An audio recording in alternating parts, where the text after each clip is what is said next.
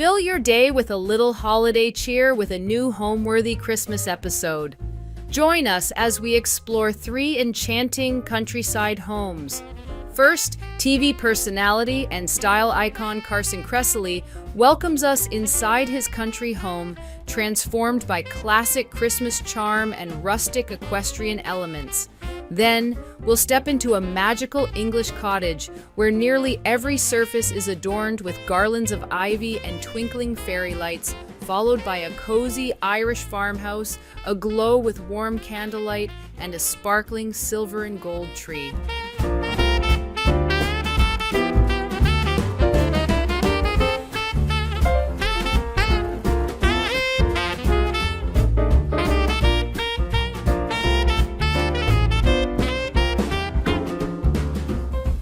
You're watching Homeworthy, where we believe every home has a story. Well, howdy, Homeworthy. It's me, Carson Kressley, and welcome to the farm in Pennsylvania.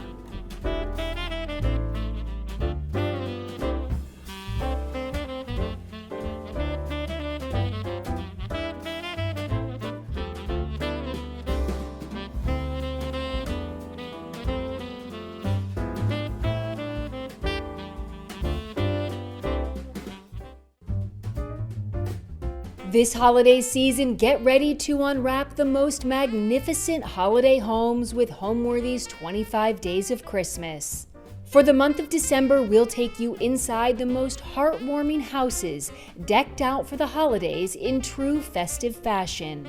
From twinkling lights and elegantly trimmed trees to sparkling ornaments and cozy holiday charm, these homes capture the warmth, wonder, and beauty that make this season so special. So join us as Homeworthy celebrates 25 Days of Christmas. The magic starts now. Raise your glass. Cheers! Merry Christmas! Happy holidays! You're watching Homeworthy, where we believe every home has a story. Well, hello, Homeworthy. It's me, Carson Kressley, and I guess my job title is TV personality, but I'm really a fashion expert, a style expert. I love all things design. I'm an amateur interior designer, I guess, although I've been published, so does that make me a pro? No, I don't think so. I didn't make any money. I just love all things home, fashion, and interior design. Okay, so today we're at my horse farm in Pennsylvania. We are in the eastern part of Pennsylvania in a part called the Lehigh Valley. It's close to Allentown and Kutztown, and it's really kind of in the heart of Pennsylvania Dutch country. So we've got beautiful antique bank barns, gorgeous Pennsylvania fieldstone farmhouses, kind of the quintessential thing when you think of vintage Pennsylvania farms.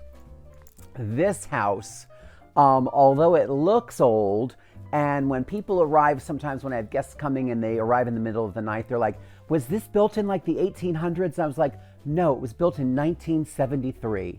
But it was built with a lot of old materials. I was fortunate that it adjoins our family farm, which we've had since 1924, which has all the old stone buildings. And then this house was actually being built when I was just a child. And I saw it up in the distance on the hill, and I was like, I would like to have a house like that one day. And I grew up in a ranch house, so we didn't have a staircase, and we didn't have, when I was a little kid, we lived in an apartment. We didn't have a fireplace for Santa to come down. So I've always dreamed of having this kind of colonial, classic, traditional house. So I could, have big parties, invite my friends from New York. I can host big holiday dinners and gather my family around the table, and then food poison them. Okay, so this is, I don't know what to call this. This is like the den or the family room. It's got a lot of real wood-hewn beams, a lot of chestnut paneling, some walnut paneling. It is a festival of woods in here. And a lot of people said, oh my gosh, you should paint that. There's just too many different kinds of wood to make it cohesive, so I just left it original. And really, I'm a big fan of painting wood, but in this case, the wood was so beautiful. The beams are everywhere, so it would have gotten very chopped up, so I just left it natural, unlike my face. And then this is a house that was built in the 70s, so I really wanted to embrace a little bit of the 70s-ness of this house. So I chose orange as kind of the color in here. That was a color we did like in the 70s when I was growing up in our family room. And it also happens to be the color of my favorite designer, Hermes. So I thought, why not? Let's embrace the orange. And it also works for University of Tennessee football fans. I just learned that. So one of the things I love, I have these kind of lodgy antler details. Don't worry, no antelopes were harmed. They're just resin. They're from Ballard Designs.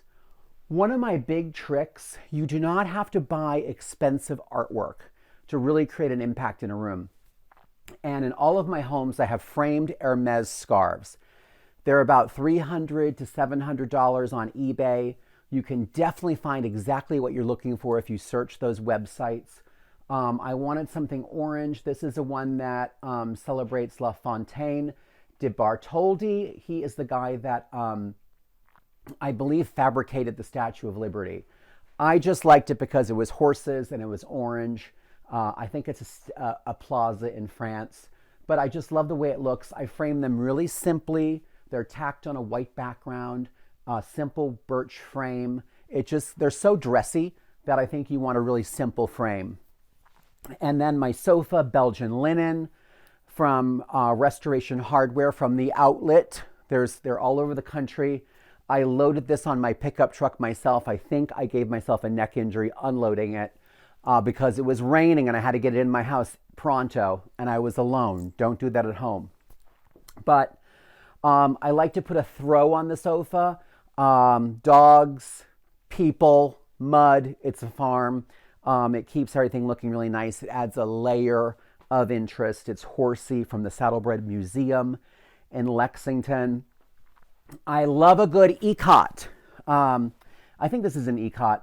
I get these at Round Top, Texas. There's some great vendors. A lot of people think that Round Top is just antiques, but there's a lot of new merchandise there at a place called the Arbors. So I'm a pillow hoe. So I have tons of pillows. I just layer them. This is from a designer in South Africa. I just like that it was kind of modern, equestrian. I didn't want it to get too old-fashioned in here. So I was doing a little bit more of an updated equestrian look. Let's turn this lamp on. These are great. These are from Barbara Cosgrove. She's not in business anymore. They were the best. And what I did, this is a great little trick at home. I found these leather tassels. I think they might have been from Ballard as well. And I just put them on the lamps and it totally dressed them up. Any kind of little detail, a finial or a tassel will take a really average kind of store-bought lamp and make it look super high-end. I love these stools. They're leather and then they have these horse legs. They look very antique, but they're not. Same thing I do in New York. In my dining room, I have a cowhide. I have a cowhide in here. It covers up some of the sisal. And they're just naturally stain resistant. They look good. They add a layer of fun. This one has a little metallic finish. And it really protects this high traffic area. You can literally spill anything on cowhide and it doesn't stain. Over here is my great big fat fireplace. It is really huge. This was a thing in the 70s to do a full wall fireplace. It has like a bread oven. It has a wood stove in here, which is super cozy. It fits into the opening, which was quite large. And I just like the way it looks and it makes the room super cozy. I have a wire basket from France full of extra blankets. I love vintage textiles. So any kind of stockings, I usually do like a vintage textile. This one, a dear friend knitted for me. Anything horsey. This is a doorstop, but it doesn't have to be a doorstop. It can just be kind of a decorative accessory. Tons of books, tons of pictures of horses. My mantle, to keep it from getting busy, and I know this is rich, I just have a million different hunt scene and coaching scene prints. You can't see a lot of them because they're covered up with the holiday greenery. but collections on a mantle look really great. And I think just having a million different hunt scene prints and coaching prints looks kind of contemporary. I don't have a lot of tchotchkes up here. I just have a collection of one thing, which I think is pretty handsome. Also, I have a lot of antiques peppered around, and they don't have to be expensive. I got this little, it's like a little red wagon, but it's a little yellow wagon. It says Davy Crockett on it. And I always have plants or magazines in here. And it's just a great little conversation piece. When people come over, they're like, oh my gosh, where did you get that? I was like, literally, it was like $10 at a local flea market. We have some incredible flea markets here in Pennsylvania. This Hermes tray I put on the stool so it acts as a coffee table. It's really just a lot of things I've collected, and I'm a big proponent of like buying things that you love and they're gonna work in your space. Also, this house, it's a second home. It's kind of like a weekend house. Everything you see in here either came from like a sample sale, Home Goods, Ballard Designs, High Point Market, where all the designers go. Sometimes I'll buy some samples there. These chairs, they're Belgian linen. They're really simple. They're a French kind of bergère style. I think I got them at Steinmart. Remember Steinmart, you guys? I think they were like $150, but they're simple, they're classic, and then you add some nice accessories, some great textiles, and it updates them. And then you have to see my saddle chairs. Okay, these are the coolest thing. Now, a lot of people say my house out in the country is like an equestrian theme park, and I don't care because it's on a horse farm. So these are a really fun find. I got these at Furnitureland South. It's the world's largest furniture store. It's in North Carolina. And when I saw them, I had to have them. They're like big saddle chairs. And if you flip them over this way, you can see kind of the saddle design with the stirrup. And this is where you would sit. Everyone loves them. They're kind of fun. They're very novel. They have a very, I think they're from Timothy Oulton, actually. And they're super comfortable. And a little touch of leather, I think, looks really good, especially for that kind of masculine, warm, cozy horse farm den vibe that I'm going for. Oh, and then this lamp, this is from Scalamandre, and here's another tip. I think lamps are a great place to invest. You're probably going to have them for the entire time you're in your home. They are really the accessories, the jewelry of a room.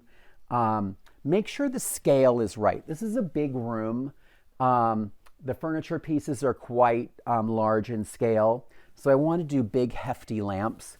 And I love that it's kind of the porcelain chinoiserie, but it's orange and white instead of the typical blue and white. I have these same lamps upstairs in my primary suite, and I did something really fun with the shades that I will show you. But make sure your lamps are large enough in scale for your room. You want them to look kind of beefy and muscular like me. So when you walk in from the foyer, the first room you come into is kind of this great room, family room, den. It's a really big space. It's where I entertain. There's a bar. Who doesn't love a bar? It was here when I got the place. I loved it. Sold. This piece I really, really love. It is a chinoiserie style secretary. Look at all this great detail. I always have these little chargeable lamps around because they light up these beautiful pieces. Oh, look, I have mail. Oh gosh, I should have, it's a bill. I'll pretend I didn't get that. But just beautiful piece, so much detail. I found this at an auction in San Francisco, and don't be afraid to buy things online, even if they're far away. Most of these auction houses have great shipping companies. Like I said, this came all the way from San Francisco. It was in perfect condition. And when you buy at an auction like that, it's much cheaper, so you can afford to pay for the shipping. So still a great choice instead of buying new. I think this is probably from the 70s, but it looks really, really old. More Coach lamps. I told you I'm addicted. These just add a lot of character, a lot of charm. They're dimmable and they're a halogen bulb, but you must be sure that you get these really amber kind of candelabra bulbs so they don't look like that bright halogen that makes your eyes bleed. Lighting is crucial. I have these jockey prints, just a few pieces of greenery, a great picture frame light makes your artwork sing and makes your space look really professionally designed. And then just a bench. This is like a 1950s kind of Hermes looking scarf, but I had it made into a pillow, more ikat, some burlap, a little blanket. Just creates kind of a welcoming moment when you walk into this space. Oh, and then everybody always asks about the rocking horse, which I love. Let me show you what he looks like. This is a saddlebred. It's by Tommy Lovell from North Carolina, and he hand makes them. They have actual metal shoes. They have actually a working bridle. They have a real leather saddle with miniature little stirrups. And people are always like, can I get on that? And I'm like, absolutely not. It's very special to me. All right. You're being very good.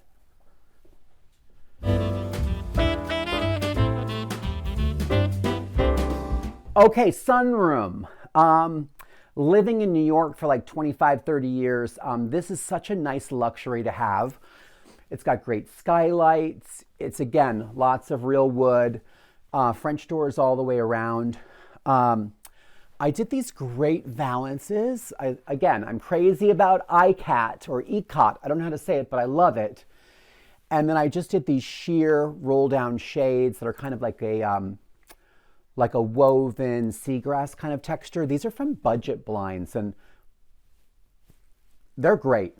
Can't say enough about them. They came, they measured, it was wonderful. Not an endorsement. Don't work with them, but very happy with the product. Here is my tree. I call her Helen this year. Every year we name her. And here's a pro tip. If you have your family over for Thanksgiving, and I am a huge person, I do not decorate for the holidays until Thanksgiving is over.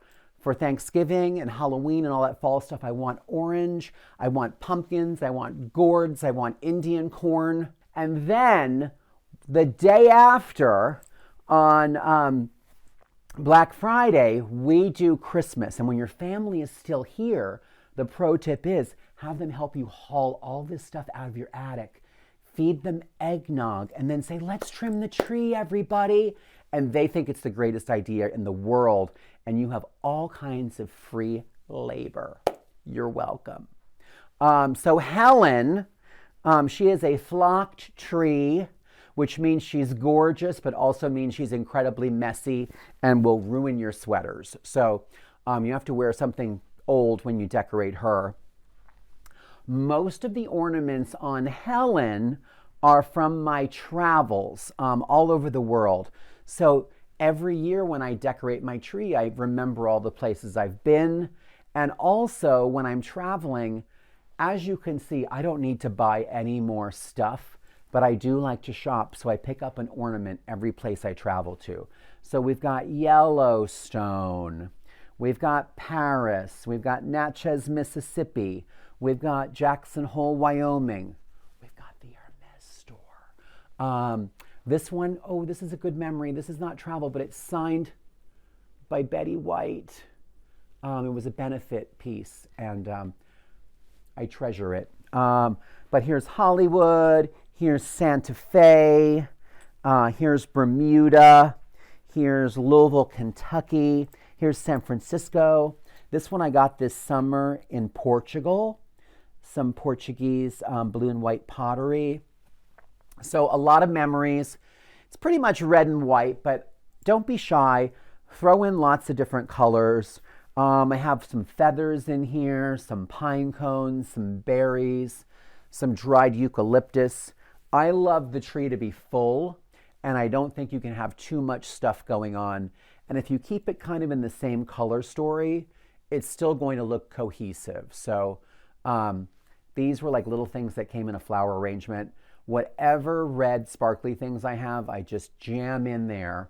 And you cannot over accessorize a Christmas tree. It's supposed to be really fun. Oh, look at this this is a gorgeous glass heart from Mexico. There's one from Dubai. A lot of horsey things in here as well. I got horse when I said horsey, isn't that weird? But this is the tree. and she stays in the sunroom.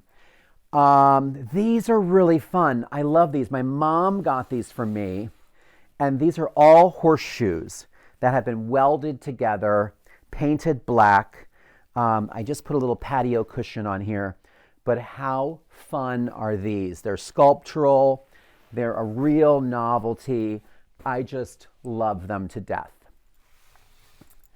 All of my plants that I have outside by my pool throughout the summer, I bring everything in. They get a little bedraggled, they get a little messy, but I've saved this grocery store fern for about 10 years, and I'm not letting her go. So I bring them in. Great pedestals by Bunny Williams for Ballard Designs. The rug is a textured seagrass, and it's not that normal geometric. It's almost like a chevron design. I love sisal. I love it especially in a sunroom. It warms it up, but it still feels light and contemporary. This is from Ballard Designs. Everything's very horsey. You can see I've got horse details on this coffee table with the horse heads and the horse legs. That was a High Point Market find.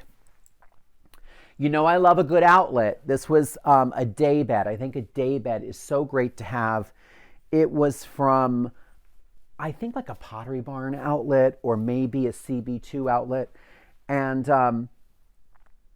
the bed was a bargain. I had all of these pillows made from fabric that I have. This is a fabric that's pretty, popular and easy to find. And I had my seamstress make up pillow covers for all of it, a mattress cover. I did an antique tapestry on here, which is really pretty, adds layers and dimension. These great equestrian pillows are from Eastern Accents.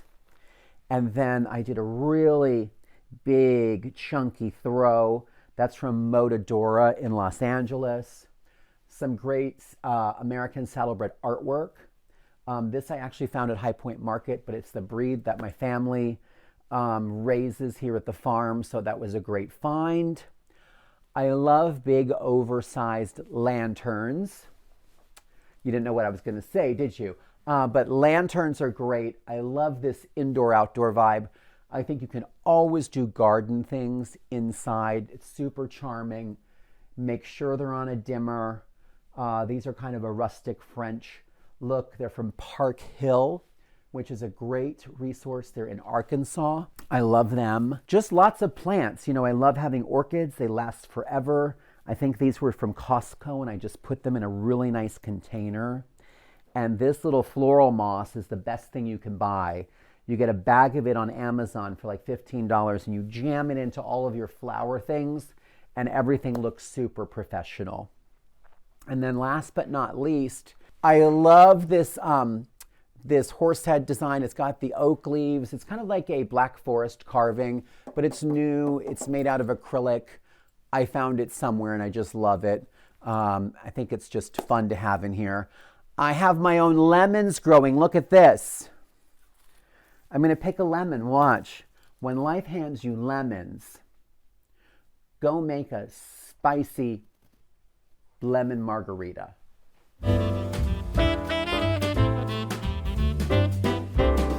Okay, this is the breakfast room, although I very rarely eat breakfast, but it is so cozy. I use this for almost every meal here.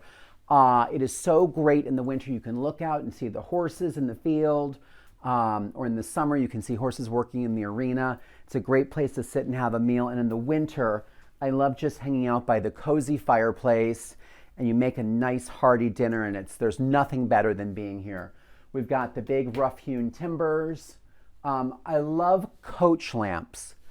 These are coach lamps, and they would have been on a carriage of some kind back in the day.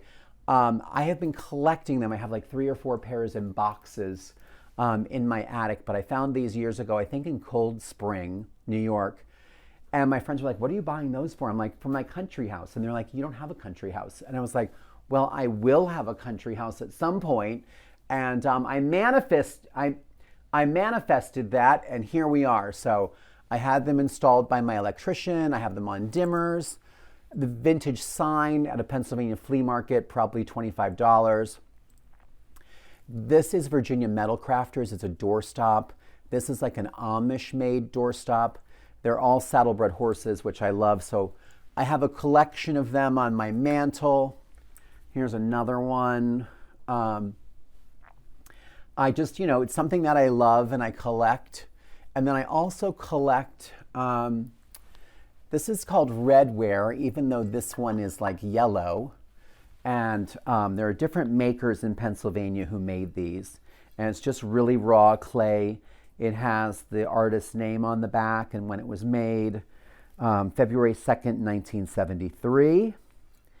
And it just has the year on it.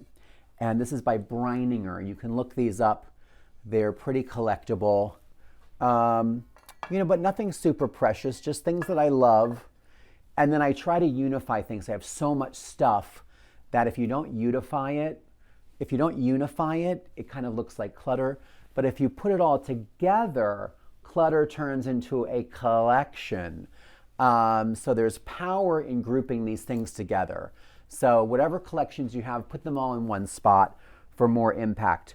This is a vintage potato chip can, which I love vintage containers. I love vintage advertising pieces. Popped a poinsettia in there from Costco, $19. This is an old dairy carton or case that they would have put milk in. I use it to keep firewood. And then I have some of my other horsey collections. This is like an Amish painting of a horse. So it's pretty horsey. These chairs, I have these cushions that don't really fit. These are Pennsylvania Dutch. That's my heritage. These were handed down. I think my mom gave them to me and my grandmother had them first. And they're usually painted with these apples and grapes kind of design. They're a little dainty because people were smaller back then, but I think they're really charming. And then I did a rug by Ruggable. They're so great because you can wash them. And I did this big buffalo check, which I think is just nice and farmhousey. And then it's a vintage table. I always have like a little Lazy Susan here with all of the, a pretty candle, some napkins, salt, pepper, a honey pot, a little bit of oil and vinegar. Just, this is where we kind of eat every meal. And it's super cozy and very warm with the chestnut paneling. Again, in this room, we have the real wood hewn beams. It's very Little House on the Prairie up in here, but I love how rustic it is. We did a contrast on the chestnut paneling with a high lacquer. So you get a little rough hewn and then you get a little bit of glossy. Oh, and I love this light fixture. My friend Libby Langdon makes this. And I wanted to have a lantern in here, but I wanted something that was kind of see-through because the view is so pretty. So this is kind of, just a lantern frame with a shaded chandelier inside. I think it's such a brilliant design and it works so well. And then this little antique piece, I think this was red or something when I bought it. I painted it this dark gray. Again, another collection. I love white pottery. This is from a trip to Sicily. There's just lots of great memories. Some John Darien, some antiques. So I grouped it all together. This is just kind of a catch-all and has all my salt and pepper shakers. We've got the cowboy boot salt and pepper shakers. We've got the riding boot salt and pepper shakers. We have got the golden retriever Labrador dog salt and pepper shakers. I'm crazy about them. Some hunt scene paraphernalia. Just a lot of cookbooks from my friends, Bobby Flay, some mugs, some Hermes saddle soap as one does. Just some kind of horsey things and just kind of a catch-all. If you keep it nice and neat and organized, it still looks like a collection. And then for the holidays, in here, it's a very simple kind of rustic room, so the decorations are just really simple. This is just a cedar swag, and then I have red berries on the window and red berries on the mantle. And We're getting ready to have some hot cocoa. And that is the breakfast nook. I really think that a home's architectural style and also its setting really informs the interior design. So I know years ago there was like everybody was doing Tuscan. I was like, but you live in New Jersey, like Tuscan doesn't make any sense. So we're out in the country. This is a colonial farmhouse. So the interior is very traditional.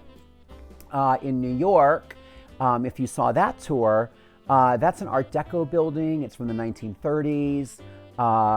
That has a more Art Deco kind of Regency feeling, whereas this house really plays up the old-fashioned, the antique, the rough-hewn beams, the handmade bricks. So I kept it very, very traditional. It's very horsey. It's a horse farm, so I have had friends say it looked like an equestrian theme park in here. And I was like, thank you, I guess. So really, it's the setting, it's the place, it's the setting that really informs the interiors here.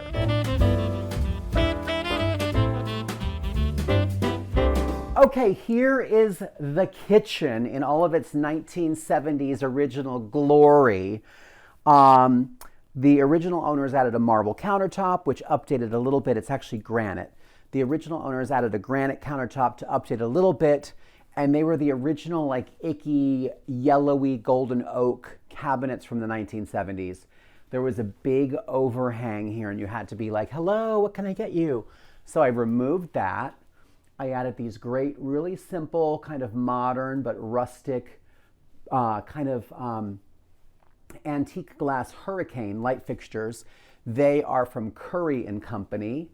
And then I painted the cabinets a Benjamin Moore, like a just a dove gray, something nice and warm. It has a lot of brown to it. Original appliances. I don't cook much, so it's great for holidays. It definitely works. This is on the list to be renovated. It's just I need to stop buying shoes, and then that will happen.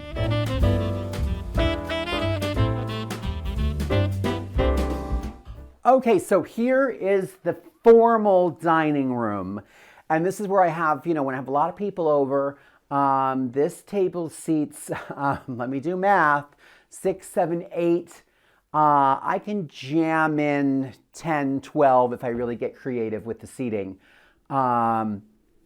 It is a flame mahogany table from Lillian August. Furnitureland South got this for me. And then it's also the same Lillian August for hickory white chairs that I love. Here's a great tip as well.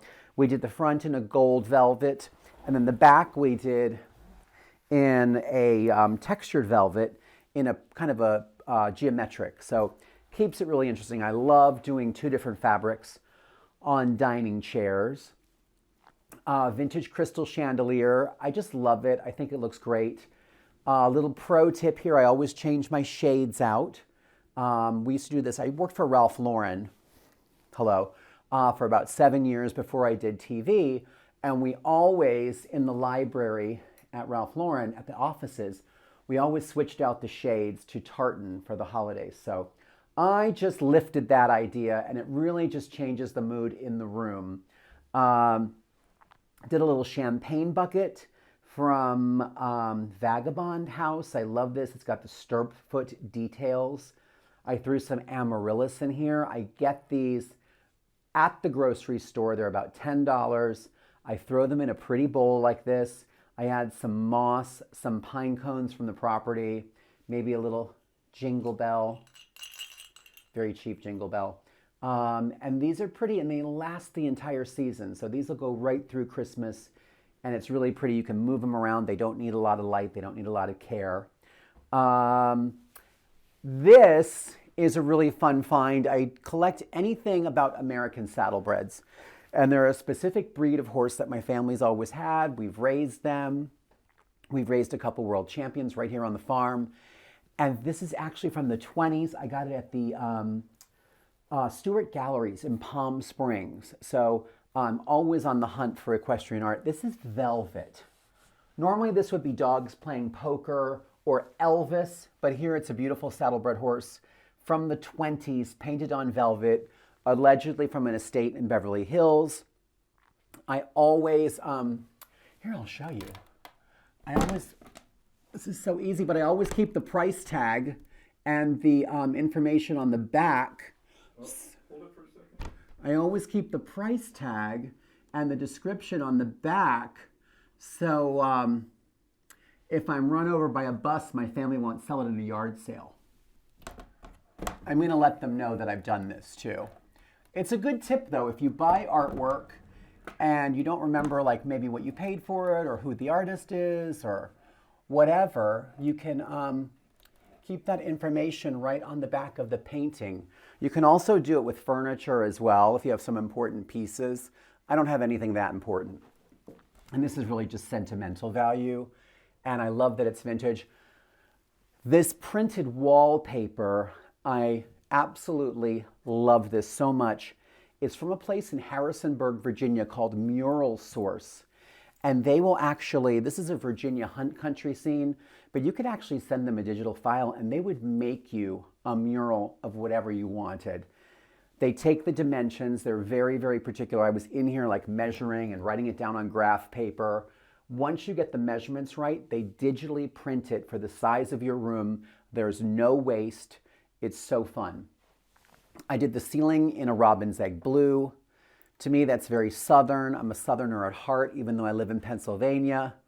It just gives, I think, the sense that the ceiling doesn't end. It's a very low ceilinged house.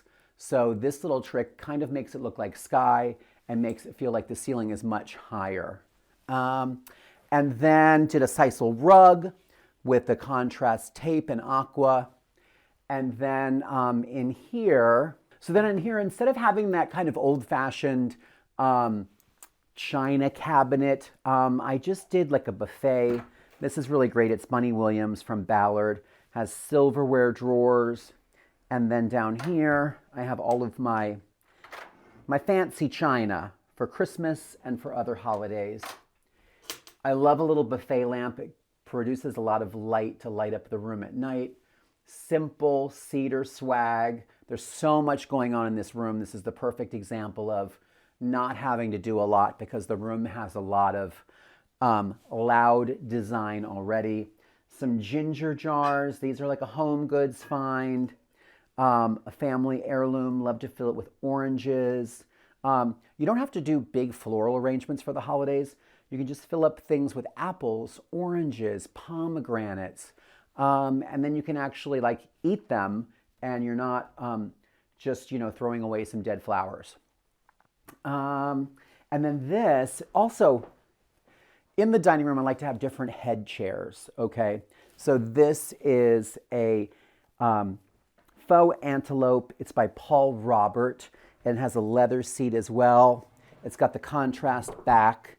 And I just like to have a more substantial head chair and it just makes it interesting. And then I have these two little wing chairs from Ballard Designs in a antelope print.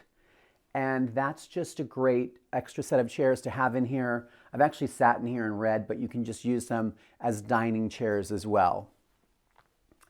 And then last but not least, keeping it really simple with greenery that I have around the house. These are just big Celadon urns. They were like also from Home Goods on Ballard Design pedestals. But I planted a couple magnolia trees. I'm very all about the South. I love the Southern decor vibe. I love how traditional it is. Now up north, you can grow these hardier magnolias. So I just go out and I chop off a bunch of branches and I jam them in these urns. And you can't do better than just, beautiful green and red berries. I mean, green and red, it works for Gucci. Okay, I am a maximalist, whether it's my New York apartment or the farm here in Pennsylvania. I love stuff. I love to layer. I dress in layers. I decorate in layers. The holidays, you would think, would be a great time for overdoing it. But because my house is already a little overdone, I don't go over the top for the holidays. I keep a lot of the decor kind of natural greenery that I can harvest from my property. I love plants. I have a gorgeous sunroom here, so I have a lot of poinsettias. I do love a good Christmas tree, so I have about 1, 2, 3, I think I have 4 trees throughout the house. But other than that, and I know that sounds pretty OT, over the top. I just learned to read. I know having all those trees sounds over the top, but the rest of the decor, the holiday decor, is pretty minimal. I think when you have a maximal vibe in your house, that kind of does all the talking, and the holiday decor should be kind of natural and minimal. I can't believe I'm saying that.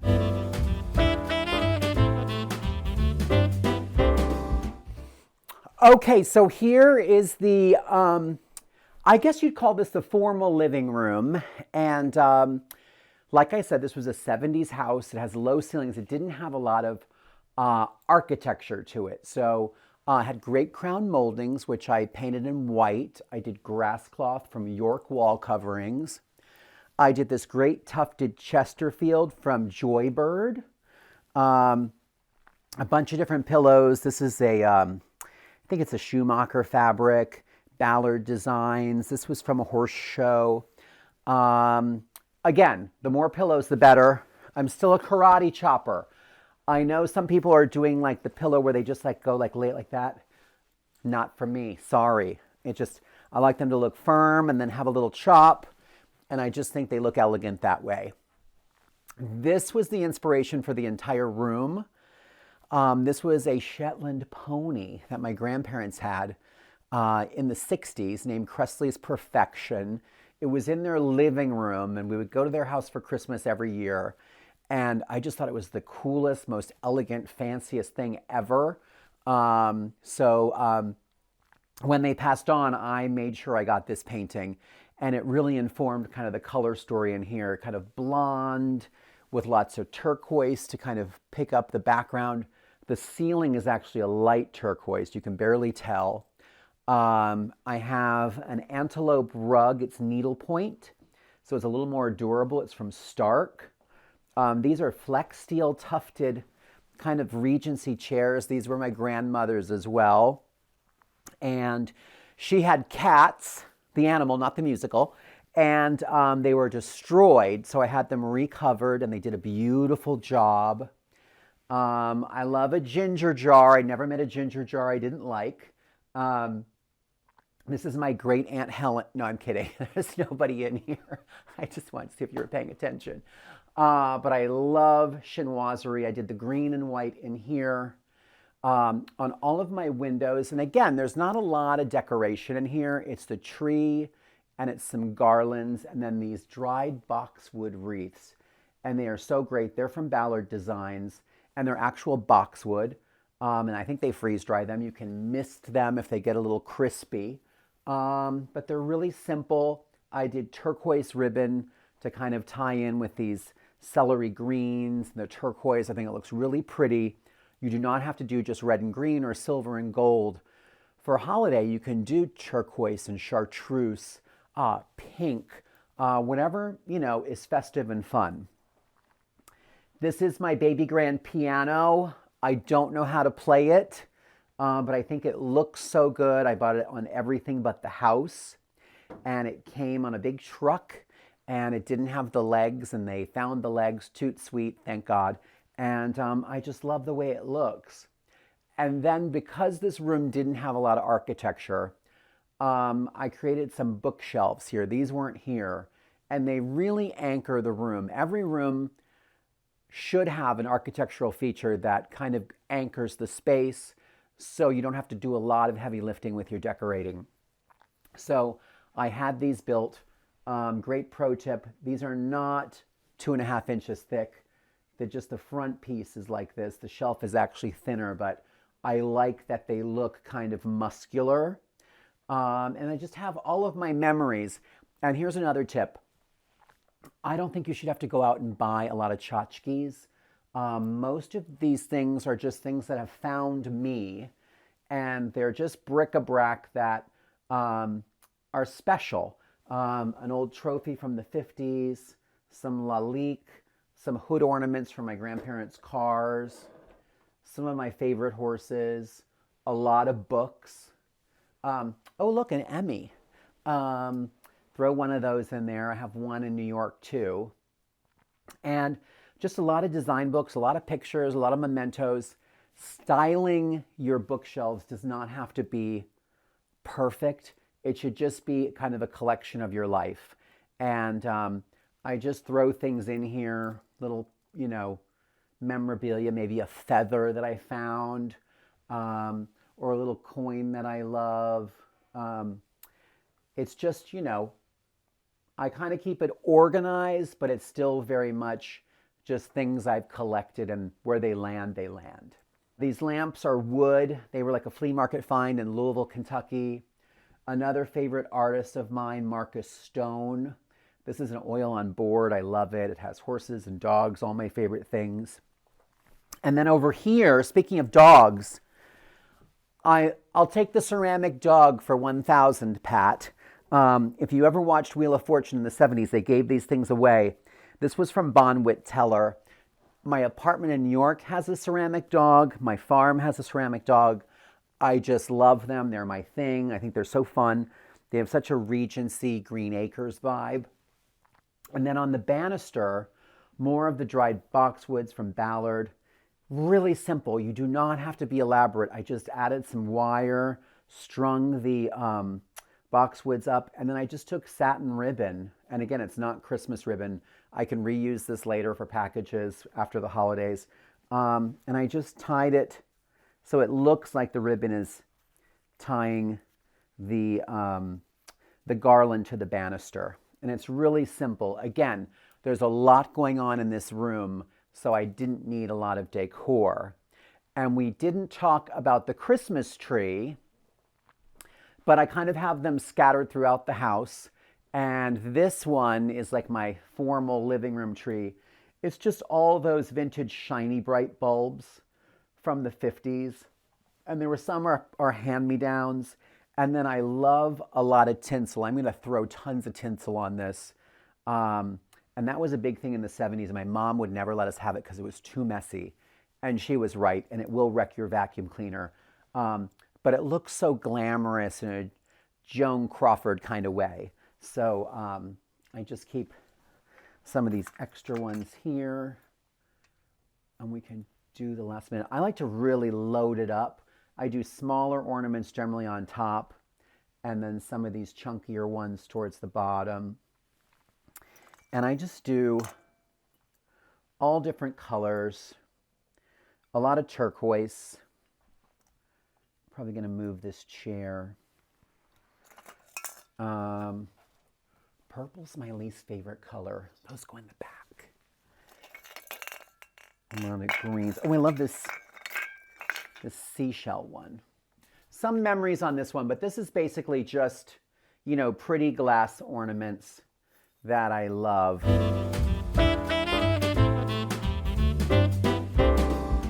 Okay, so this is the foyer, or is it foyer? I always feel so pretentious if I say foyer. So we're in America. I'm going to say foyer. So this is the first moment people walk into the farmhouse, and I really wanted it to be cozy, elegant, but also very, like the moment you walk in, you're like, oh, this is a horse farm, or this person is crazy. So I did a vintage wall covering. This is from Tebow. They're a great American wallpaper company. And I loved all the different types of horses on here. It has a saddlebred, which is what I have, some dressage horses, some hunting horses. And they didn't make this wallpaper since the 90s, I think. And I loved it. My grandparents had something like this as well. I wanted it to look like it's been here for a little bit, so I didn't do anything too new looking. And I love it. They found this wallpaper for me. They had like 4 rolls left. I took it, and I love it. And it's just warm and cozy. I have some John Darien plates here. Plates are great ways to decorate a space. I don't love them in bedrooms, but I think in any other room they kind of work. Kind of a gilt mirror here. I found it at a local antique store, not expensive. Again, more backyard greens, some cedar, some magnolia. I had these cherubs that I think I got in Germany. And they just are really pretty. And then, oh, here's this. This is the best thing you can ever buy. It is the Ralph Lauren. I don't know what the flavor is, but it's the red candle. They do a red, a green, and a gold. I wish we had smell-o-vision. It is so fragrant. It smells like currant and berries. I get them. They're great hostess gifts. They are a little expensive. They last forever. They will make your whole house smell so good. Christopher Spitzmiller lamp. You're never going to believe I found it at Home Goods. Don't tell Christopher. I don't know how that happened, but it was there, and I absolutely love it in this wasabi green. 2 little Christmas trees, some black forest carvings, just a lot of equestrian art. And then over here, I have, this is an old carriage seat, and I just put some holiday pillows, my little fox hunting guy, a Pendleton blanket, and then all of my hats. I wear many hats, literally and figuratively. I have some of my riding crops, tennis rackets. It's just, this is the catch-all room, riding boots. And then I have some of my favorite horses. I have their halters here. This was a world champion of mine, deceased. This Amber Pigeon was a horse of Jacqueline Onassis. And I bought this at an estate sale. And so I think Jackie O probably touched this. This was another world champion horse that I had in the early 2000s, who's no longer with us, unfortunately. So just some great memories right here as you walk in. Kind of really sets the tone for the house. This is Fox Hill Farm. I have everything foxy. So this little black forest wood carving, and then some more framed Hermes scarves with foxes on them. Yeah, I'm that person that has to buy the Fox salt and pepper shakers and the Fox water pitcher and the Fox mugs. That's how I roll. I can't help it. So this is a house that when I was like 5 or 6 years old, I could see it from my grandparents' house, which is our family farm. And I always wanted a 2-story house. I always wanted to live on top of a hill. I always wanted a long driveway. And it has all those things. I've had this house for 10 years, but about 20 years ago, I looked at it when it first became available. And I had just purchased my apartment on Park Avenue. And I was just like, I cannot own 2 houses. That is insane. Who am I? So I didn't buy it. And then about 10 years ago, it came up for sale again, and the location is incredible. And I was just like, I had buyer's remorse from the first time, and I was like, this time I'm getting it. And it worked out really well. I was able to get a good deal because it was kind of during the slump. And then I was able to invest in pretty much a cosmetic renovation throughout the entire house. It's about 5,000 square feet. And there were great bones, a lot of great details, you know, the real wood beams, real wood paneling, handmade brick, a lot of great builder details. The person who owned this home was a contractor, so they used really good materials. So I didn't have to do too much. I could really just kind of add my cosmetic flair, put a little blush on the old gal, and make her look great.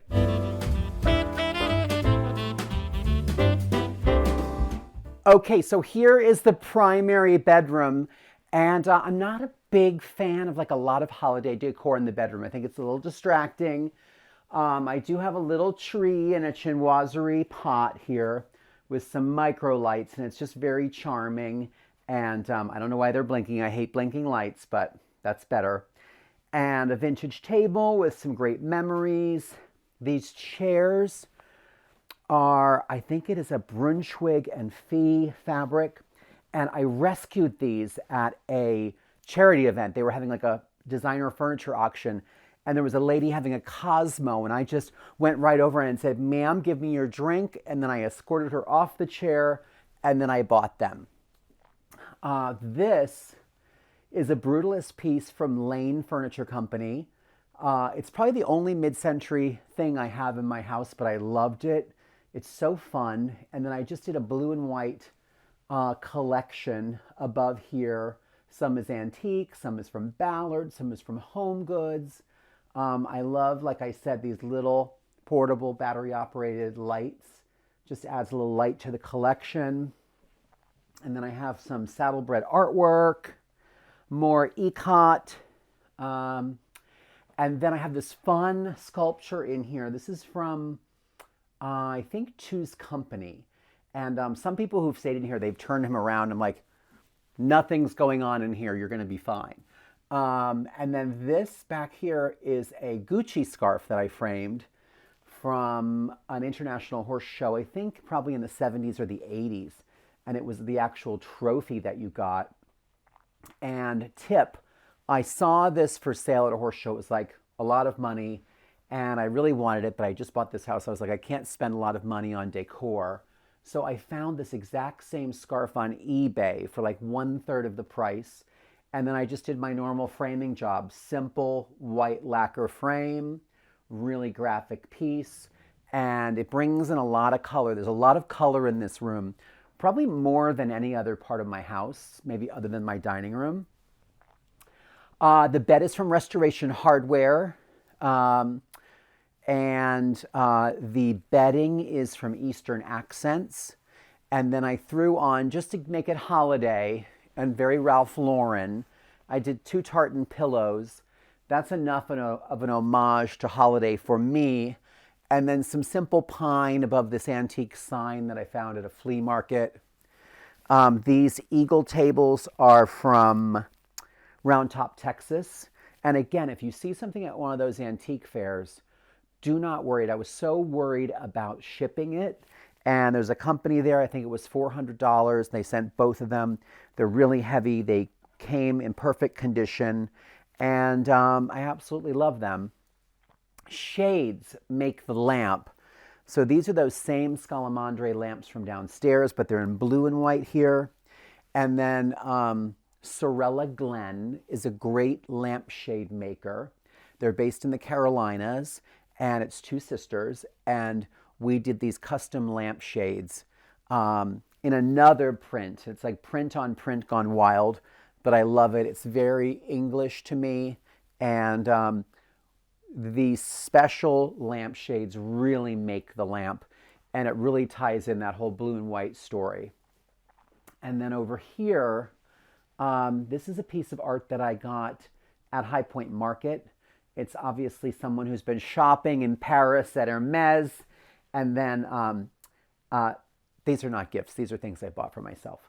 But this is just art imitating life, or vice versa. I just had the boxes and I thought they looked cute there. And then just more pillows and throws. And I just try to keep it cozy in here. Like I said, nothing happens in here.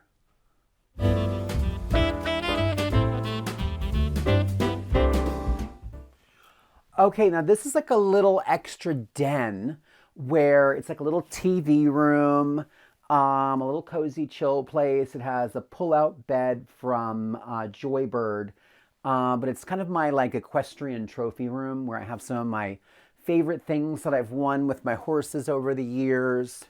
Just, you know, it's not really, it's all sentimental. I love these old ribbons. They're old family ribbons from the Doylestown Fair, 1929. And some of these, Horse Show 1937, some family things, some of my favorite horses. One of my favorites of all time. And it's just like a little memory room. And I just have a few little holiday touches in here, some silver bowls with some red potpourri and a little Devon Horse Show nutcracker. But this is kind of, you know, equestrians gone wild in here. So in here, I just add little holiday touches, just so we know it's the season and it's cozy and fun. Gallery wall over here. I love this Slim Aarons photograph. This is from 1976, I think. Some horse paintings of some of my horses, some vintage ones. This horse was actually owned by William Shatner. That is Sultan's Great Day. That's a famous horse. And then little painting of me winning at the Lexington Horse Show. And then these chairs, which I got in Hudson, New York, which are all about standard bred racehorses, which I had a couple of those. And I just thought they were really fun. So Hudson, that's a must visit if you like to antique or collect. So that kind of wraps up the tour of the trophy room. I am such a sentimental person, and I love keeping scrapbooks and memorabilia and family antiques. So the holidays for me are super nostalgic. I have a tree that is just full of ornaments from every place I've traveled, from Cambodia to Japan to Bermuda to New Orleans to Portugal. Every place I travel, I buy an ornament, I put it on the tree. So every year when I'm decorating the tree, or when I ask my friends to help me decorate it, all of those memories come flooding back. So for me, the holidays are really about nostalgia. They're about entertaining family and friends. I have a couple big parties over the holidays. I host Christmas Eve for my family. So it's just a great place to gather, to make memories, and feel really nostalgic and sentimental and cozy.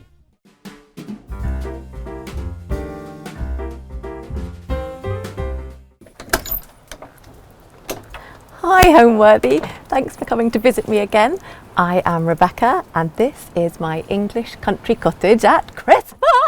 Come on in.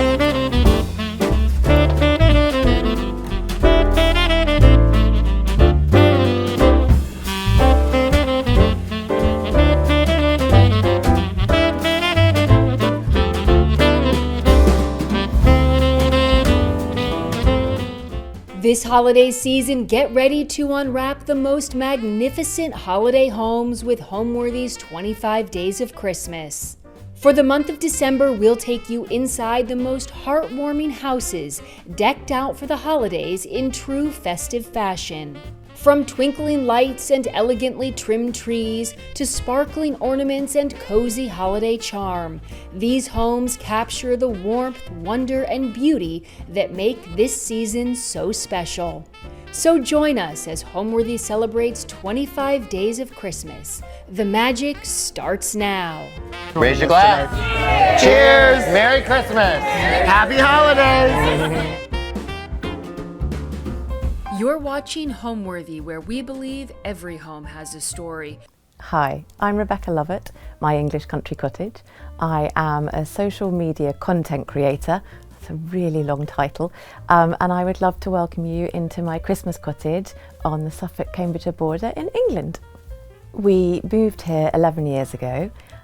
We moved from the north down south, and we wanted to be close to our friends who actually live in Cambridge, so we drew a circle around there. And we looked at about 36 properties in 3 weekends, and we were very clear. We didn't want a thatch, we didn't want listed, we didn't want too much work. We wanted something with character, but we didn't want to be too rural, but we did want to be in the countryside. And not one of the houses lit us up. And then we drove here and got severely lost several times before we found it. And then we drove into, well, there wasn't even a drive then actually, and saw this crumbly old cottage with a mossy thatched roof, and fell completely and utterly head over heels in love with it. It was magical. It was like a storybook. There was no one around, and the agent was actually late, so we were able to just wander around the garden and peek through the little windows. And I think it had stolen our hearts before we even walked through the door. And then we walked through the door and walked into every single room, and we saw the beams that were all slanted and the floors that were wonky, and each step we took we kept saying, oh no, oh it's really lovely, oh no, look at this, oh. And we knew that we were going to end up with exactly what we didn't want, and we didn't care because we just fell in love with this cottage. I love decorating for Christmas. It's like the freedom that you don't get when you're actually decorating your home initially. Because when you're decorating initially, you're thinking about colour schemes and you're thinking about how long will that paint last and will it work with the fabric. Whereas for Christmas, you can just go a bit crazy. And that's what I love. I do something different each year and I don't think about it. I just start. And that's generally how I do my life, actually. I just go with it and see what happens. But as you can see, I really love colour. So when I first started, I started with silver and gold and white, really pure and beautiful. And then bit by bit, pinks crept in and then reds crept in. And I can't help it. It's what I love. And I think particularly at Christmas, you need warmth and colour and joy and coziness. And where we live, it is remote and it is rural, and we are surrounded at the moment by really muddy, dark fields, and it's dark when we wake up and it's dark by 3 o'clock, so you need to inject light and colour and fun. So I bring in as much of the garden as I can carry and I throw it all over every painting and beam and piano and wherever I can find anywhere. And then I put lots and lots of fairy lights up. So actually the cottage is probably lighter at Christmas than it is for most of the year. I use lots of candles, lots of flowers, faux and real.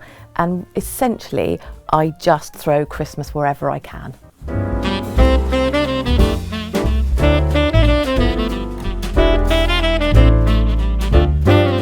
This is our sitting room, and this is generally where we spend most of our time over Christmas, sitting around chatting and playing board games, and it's all really based around the fire because it does get really cold in our cottage. So this amazing wood burner heats this entire room, which is just wonderful. It looks beautiful, it's super cozy, and you can look dreamily and romantically into the flames later at night when you might have had a bit too much mulled wine. So this is the garland that I created for this Christmas. It changes every year depending on my whim, really. I do always start with a faux garland. So you can see underneath there is a fake garland which is wired, which then makes life so easy because then you can just collect lots and lots of greenery and just throw it all in and wire it round so it doesn't fall off, which is super simple. I use buried ivy, which you can find growing up trees, which gives such a lovely colour, ranges between purples and light greens. I use teasels, which I've collected over the years, and actually found that if you store them for a couple of years, they lose the real spikiness, so they're far less painful to decorate with. I use lots of fur. What else do I use?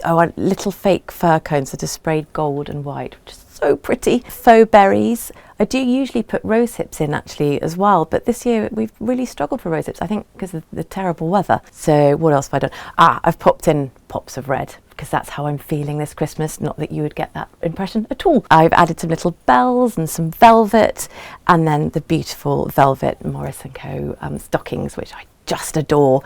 A lovely rag wreath, some little children's decorations from over the years. This is virtually the only decoration that my son has ever made for me, aged about 3, so it's very precious, if a little strange.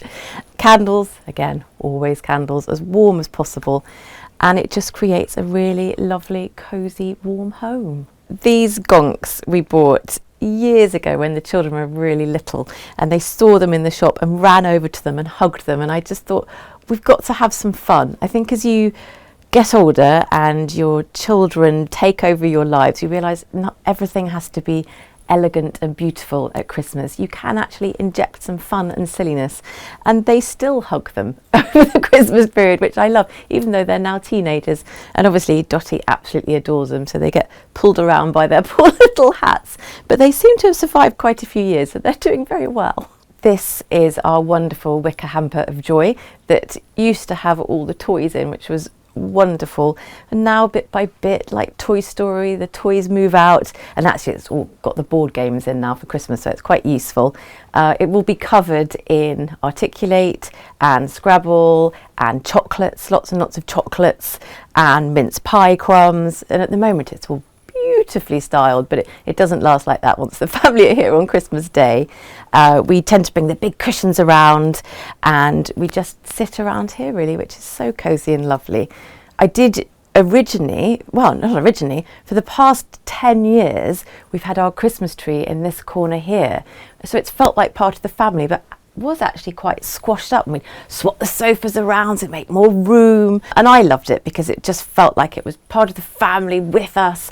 But then I accidentally bought a slightly too big Christmas tree this year, and we couldn't fit it in anymore because the ceiling is quite a lot lower here than it is on the other side of the room. So we moved the tree, and actually I really like it like this.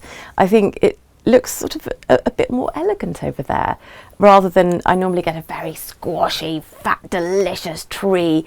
But actually, maybe I'm finally growing up, I don't know, but I really like it there. So last year I went full florals and threw everything I had at it. Faux, silk, real, dried hydrangeas. I just went mad, and I've done that for a couple of years. And I don't know what happened. I think because it's a different tree, a lot taller, and because it's got a more elegant shape to it, it sort of dictated how I decorated it. I think that's probably how I decorate, actually. I am dictated to. So this cottage was totally, because it was dark and low, I had to create lighter walls and floral furnishings to warm it up. And it's pretty much the same with the trees. They tell me how to decorate them. So it's a lot more elegant and a lot more pared back. I always start with our silver and gold baubles and little jingle bells and glitter balls. You have to have a bit of fun at Christmas. And for years I just decorated with gold and silver, very simple, very refined, and bit by bit, like everything else, the children have crept in, and colour and joy have crept in. And so then I've added some lovely copper, big chunky stars, and some really large white baubles, ceramic baubles, which I adore. And then we've got the gorgeous beading, which was a new addition last year actually, and I really enjoyed it. So I've brought that back again. It's quite difficult to put up, particularly when the tree isn't necessarily symmetrical, but I figure nothing in this cottage is symmetrical or even. Everything is wonky, so it just fits in. I've also added these red bows. I mean, I know bows are really popular at the moment because they're really delicious, as is the colour red, so we've just gone for it. My little birds. And I wasn't sure about these actually when I put it on, but I quite like it picking out the little white baubles. So they're staying for now. And gosh, by the time Christmas Day comes, it'll probably be full of fake flowers again. I'll have probably given in. But at the moment, I'm really enjoying this really simple look.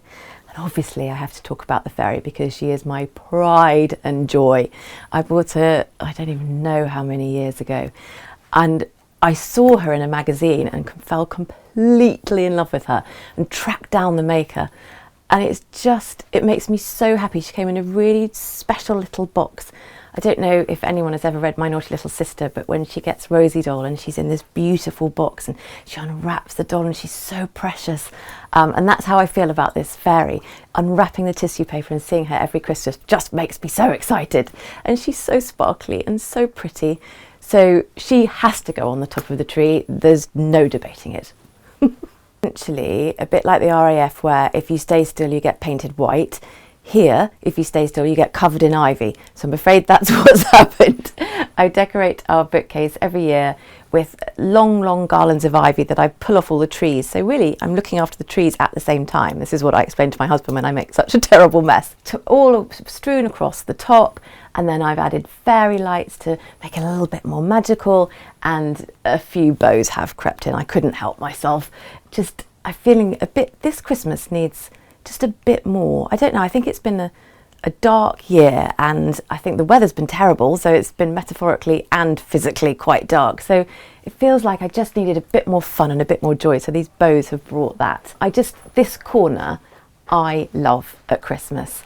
We've put a little star in the window and the candle, and it's just one of those little quiet places that very often actually nephews will come and just sit on the cushions and just take some time out and chill and grab a book. And that's exactly why I created this space in the first place, just somewhere you can sit and have a few moments. So it's really lovely when I see other people doing it as well. It makes my heart really happy. Again, I've added some more ivy over here and another garland. You will see throughout the cottage there are lots of garlands. So let's just call this garland number 3, because that keeps it quite low key, doesn't it? I have to decorate the piano. It's just a total joy with the mullioned window, the very wonky mullioned window. More ivy. I found some rose hips that were still going. I have used artificial candles here because obviously it's quite close to the timber frame, so I get a bit scared, so I've used that. This is our Christmas carols book. So every year we are lucky enough to have our group of friends over, and it started when the children were really small. Quite a few of our friends are quite musical, so my friend will come and play the piano because I just plinky plonk a few chords. It's not good enough to be able to do full carols, whereas she can play anything. You literally go, could you play this now, play that? And we stand around and eat mince pies and drink sherry and sing Christmas carols, which sounds, I know, completely ridiculous, but it's really good fun. And when they were little, the children would join in. We had a suitcase of instruments and they'd pull out the tambourines, and then the grown-ups would get involved and they'd start with the jingle bells as well, and drumming, and I think at one point the old violin came out and the clarinet, and it's just a very silly, very fun afternoon. And there's something about singing that once you get over the initial, oh, this is a bit embarrassing, you actually really get into it. And then we always end up into sort of going into 1980s George Michael. But lots of very silly songs then come after the carols, and it's just a really lovely evening. We do have a nativity set that the children, well, I say the children, it's now my daughter, because my son is far too grown up and cool to do anything about decorating. But we've had this for years and years and years, and actually you can see poor baby Jesus, he got a little bit dotted one year, and in fact I think one of my daughter's friends pocketed him for a couple of weeks one Christmas. But it's those memories that actually I really treasure, and I love the fact that little wind-up Rudolph has entered the scene as well. I don't remember reindeer in the original, but why not? We'll go with it. It's Christmas. Why not? So yes, this is very special, and just a tiny reminder of why we celebrate Christmas. So back in the days when I had taste and sophistication, pre-children, everything was very elegant, and I would use cream candles. You don't use coloured candles, good grief. And bit by bit, colour has entered my life, even in the form of candles. It's ridiculous. Yes, I think probably my favourite colour is pink. And I discovered these gorgeous rustic pinks, and I just think they're so pretty. And again, just bring a bit of extra warmth and colour. I just love tiny little pops of pink and little pops of red. It just lifts the room, I think. When I decorate for Christmas, it is very similar to how I decorate ordinarily. So I will use the same colour schemes, the pinks and the reds and the layering, and I will try and blend it with all my florals and my chintz, because that's what makes it feel cohesive and cosy.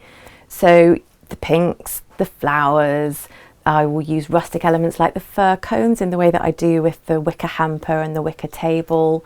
I will use wooden decorations. I'll then add some sparkle, so like the Mercury candlesticks over there, just to bring a little bit more sparkle for Christmas. Again, we've still got the naturals and the textures, but in creeps a little bit of gold, and in creeps a little bit of jingle, and it's just layering on top. So it still is how I decorate, but it's just a little bit more fun, I think. Probably the only decoration no-no would be tinsel for me, and I feel really awful. And the children have it in their bedroom because they love tinsel, and who doesn't love tinsel? It's so sparkly and fun, but it does not float my festive boat. So it's a no-no in here. I think it's probably because it was so popular in the 80s. My mother would throw tinsel at everything, and it would be over every door frame and mirror, a bit like I have greenery. She had tinsel, and it is really good fun, and I know I should embrace it. Maybe I will next year, but no, for me, tinsel has to stay in the children's room at the moment. Am I a maximalist?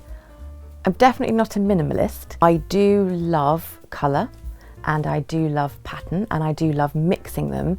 Maximalism to me, I think of as clashing colours and clashing textures, and really, throwing everything at a home. I hope I maybe smooth things a little bit. At Christmas, I definitely go all out, but I'll make sure that if I've got red ribbons on the tree, they run throughout the cottage, so there'll be some in the kitchen as well and some upstairs, and I will make sure that it works with what I've already got. So yes, probably I'm a maximalist, but I don't think I'm quite brave enough to be 100% maximalist.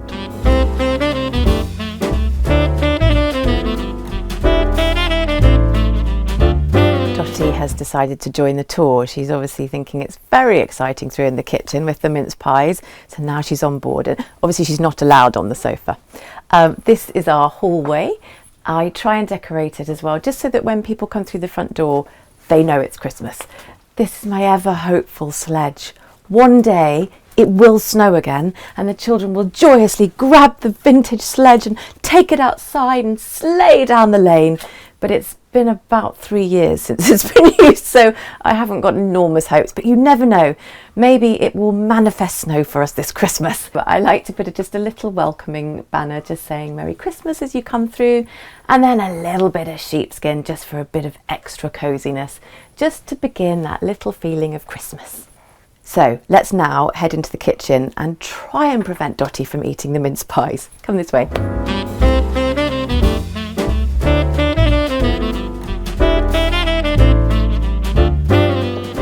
So this is our Aga, which is the heart of the kitchen. The wood burner is the heart of the sitting room. The Aga is the heart of our kitchen. This is where you will find me for most of the winter, sat in the rocking chair, keeping as warm as possible because it puts out so much heat. It's wonderful. Occasionally when I'm really cold, I will just end up sort of slightly lying over it for warmth, and you love it, don't you, Dottie? This is your favourite spot to be in the winter. She's quite temperamental. She will occasionally just simply refuse to cook anything, and we have to get the engineers out and it takes forever. So I'm really hoping that does not happen this Christmas. Okay, Daimler Aga, just be very good. Thank you very much. Yeah, she likes to either make sure things are raw or burnt. So hopefully that will not happen. It's not going to happen. Just don't think about it. People tend to gravitate here. There is something, the lure and draw of the Aga, it must just be the warmth, but it's absolutely where we spend a lot of time, and it's obviously where we cook the Christmas dinner. We don't have another oven. I know clever people who live in old houses that have Agas will also have an electric oven, which would make a lot of sense, but we don't have that. We simply rely upon her, so we just have to hope that she works again this Christmas, please. Yes, garlanded the beam. I do have another garland, but this year I've done something different, which is very exciting. The pops of orange got me really excited. And then I saw these little robins in Susie Watson. We have a robin called Clive. I've probably talked about before, I can't remember. And he flies into the house. He seems to think this is his home and he should be part of our family. So he tends to fly into the sitting room and sit on the music stand or on the bookcase. He likes to leave little messages on our cushions, which is really irritating, but the fact that he wants to come in I think is really gorgeous. So as soon as I saw those, I thought I've got to have a little ode to Clive within our garland, and maybe it might encourage him to come into the kitchen where it's easier to clean than into the sitting room. Actually, over the summer my sister-in-law was staying and apparently a pigeon flew into the sitting room. It was a little bigger than a small robin, and Dottie went absolutely wild and was trying to grab it, and she said it was just mayhem. I was actually really glad I was away that day. So no pigeons on the garland, just robins, but I'm really happy with it. I think it's just lovely little pops of colour again. We do a traditional roast at Christmas and it has to be turkey. There was one year we considered doing goose and everyone revolted and was extremely angry. So no, it's turkey. And I'm lucky enough to have a friend just down the road who breeds her own turkeys. So she will be bringing us the Christmas turkey, which is very exciting. I'm really lucky. My husband does most of the cooking on Christmas Day. We do a lot of preparation beforehand. In fact, gosh, how many years ago is it now? 3 years ago, I'd come up with a genius idea because we always have to buy so much food for all our family. And I thought we could use our camping fridge. Could put all the meat into the camping fridge, and then we've still got room in the fridge for other things. So all the meat arrived and I put it all into the fridge, and my husband was really excited. He was coming home and he said, I can't wait to see a fridge full of meat. This is going to be amazing. And he opened the lid and all you could smell was cooked meat, because I didn't realise that the camping fridge can either be set to cold or hot. So it had cooked the turkey, it had cooked the ham, the bacon, the sausages, but miraculously the turkey was amazing. So we risked it and we put it into the Aga overnight, and it was the moistest, juiciest turkey we've ever had. So we do now prepare the turkey in advance. So thanks me for being completely idiotic with the fridge. What else do we have at Christmas? We've got to have sausages rolled in bacon. That's just a given. My niece insists upon those, as do I. Bread sauce. Bread sauce, and I make it to my father's recipe. That was always the thing that he would make at Christmas, and it's just the most, oh, I love it. Stuffing, you have to have chestnut stuffing. As a child, memories of Christmas are sitting in front of the fire peeling the chestnuts with our fingers hurting by the end of Christmas Eve because we peeled so many, but my goodness, it tastes delicious and it's absolutely worth it. We have roast potatoes. That's sort of my area of expertise. I have almost nailed the perfect potato over the years, again because of my father. He used to spend hours listening to the archers, peeling the potatoes and steaming them and creating the most delicious roast potatoes. So we do have a feast. I make a Christmas pudding every year. I did miss Stir Up Sunday this year, but it was Stir Up second Sunday, and no one eats it. No one ever eats it, so I spend the rest of the year working my way through it, but I don't mind because I love Christmas pudding. So yet another garland, but it's very refined this year. Ordinarily, I start with the conifer and the cypress, and then I add the hydrangeas, and then I add the roses, and then I add the dahlias. But I started with this and just thought, actually, I really like it. I just like it really simple. I had to have a Mercury, enormous bauble hanging up there, and there are some little baubles dotted around, and a lot of lights. But it just, I don't know, I think it might be that I am finally growing up this Christmas. I don't know, but I'm really happy with it. Yeah, come back to me in a week and it'll probably be filled with flowers. But I love this dresser. It has our beautiful little French vintage gold sherry glasses that make me very happy. It stores all my china that I inherited from my mother-in-law, who inherited it from her mother. Her mother was one of the first female pottery factory owners in Stoke-on-Trent. So it's very special china actually, and I love using it, particularly at Christmas when I sit with my mother-in-law and we drink out of these little beautiful cups. It's a really precious family moment. Lots of little sparkly plates, candles of course, my lamps, and this was an entire pack of candy canes when I decorated 2 days ago, but I think the children might have been at it. I normally hang them onto the Christmas tree, but yeah, 4 really isn't going to cut it, is it? So that's on the list to buy some more. This island at Christmas actually gets switched around and we turn it so that it's in front of the Arga, so we have our workspace here, which then means that we can turn that table round and add the next table along, so we get a long table to fit us all. And it does mean it's a little bit crowded, and we have all our cutlery and utensils on this side, and then we have all the kids' art stuff on this side. And if it goes the wrong way around, you start pulling out drawers to be able to get to your knives and go, oh, I've got some glitter, which isn't quite as useful, but it's a tradition, it's a Christmas tradition. Our tin of mince pies, which I do actually need to get out, and they will make sure that Dottie doesn't get them. But again, there's something joyful about just a simple Christmas tin, but we have it every year, so it means we all know that's the Christmas pie tin. It makes me very excited. Oh my gosh, it smells so good. So I make my own mincemeat, and I do possibly tend to be a bit over generous with the brandy, and you can really smell it. It's so good. Maybe that's why my son likes them so much. Oh my goodness, I hadn't thought of that. He sat on the sofa earlier in the week saying, I love mince pies, inhaled it, gone. I love mince pies, inhaled it, gone. Maybe it was the brandy rather than the pastry, which I pride myself on. Yeah, I might need to take a look at that. There we go. There's our mince pies, and I put them onto a Christmas plate, because you've got to have Christmas plates again to make it a bit joyous. And I love a bit of Kath Kidston at Christmas. I love a bit of Kath Kidston anyway, but particularly at Christmas. She's got such joyful designs. Here we go. Yeah. Dogs you have to be so careful of with mincemeat, particularly with everything you put in them. So I'm just going to keep an eye. Oh look, she's fallen asleep on the sofa, so that's all right. There we go. And now we're slightly guest ready. I just have to show you these Christmas biscuits that my daughter spent hours making yesterday. It was so sweet of her. We found some treacle in the larder. Well, we found 3 tins of treacle in the larder, which we've been clearing out, and my husband was furious, like, what can we do with this treacle? We thought, aha, gingerbread. So my daughter very sweetly rolled out, acres of gingerbread. She was there for hours and hours. This is just the tip of the Christmas tree iceberg of gingerbread, but I just think they're so pretty. And she found this amazing new recipe for the icing that's got sort of syrups and sugars and spices. And as she said, it tastes like the inside of a Cadbury's cream egg. It's so delicious. So I think she might have discovered a whole new means of making gingerbread Christmas trees. So yes, I just had to show you that because I'm very proud of her. She worked really hard. How do you achieve English holiday decor?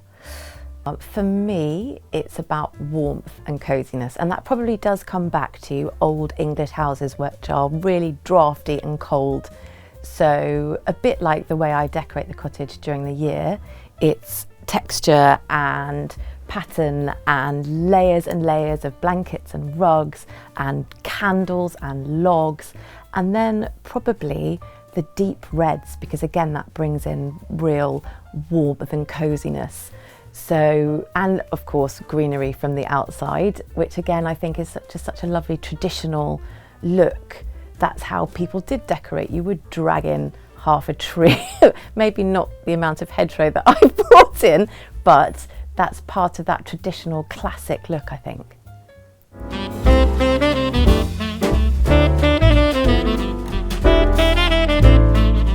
This is our kitchen tree. So yes, we do have a second tree in the cottage, but because we spend a lot of time in here as well, I felt that we needed to have a tree. I think initially I bought a tree that was just too small when we bought it home. I'm not very good at sizes or maths, really terrible at maths. So I do tend to get every single tree wrong every single year, but it all works out in the end because now we have a lovely little kitchen tree and a sitting room tree as well, which isn't necessarily what my husband would have liked, but he has grown to adore the fact that we have 2 Christmas trees and a third one outside because that was another accident as well. But again, you need the tree to welcome people, so the more trees the merrier, quite frankly.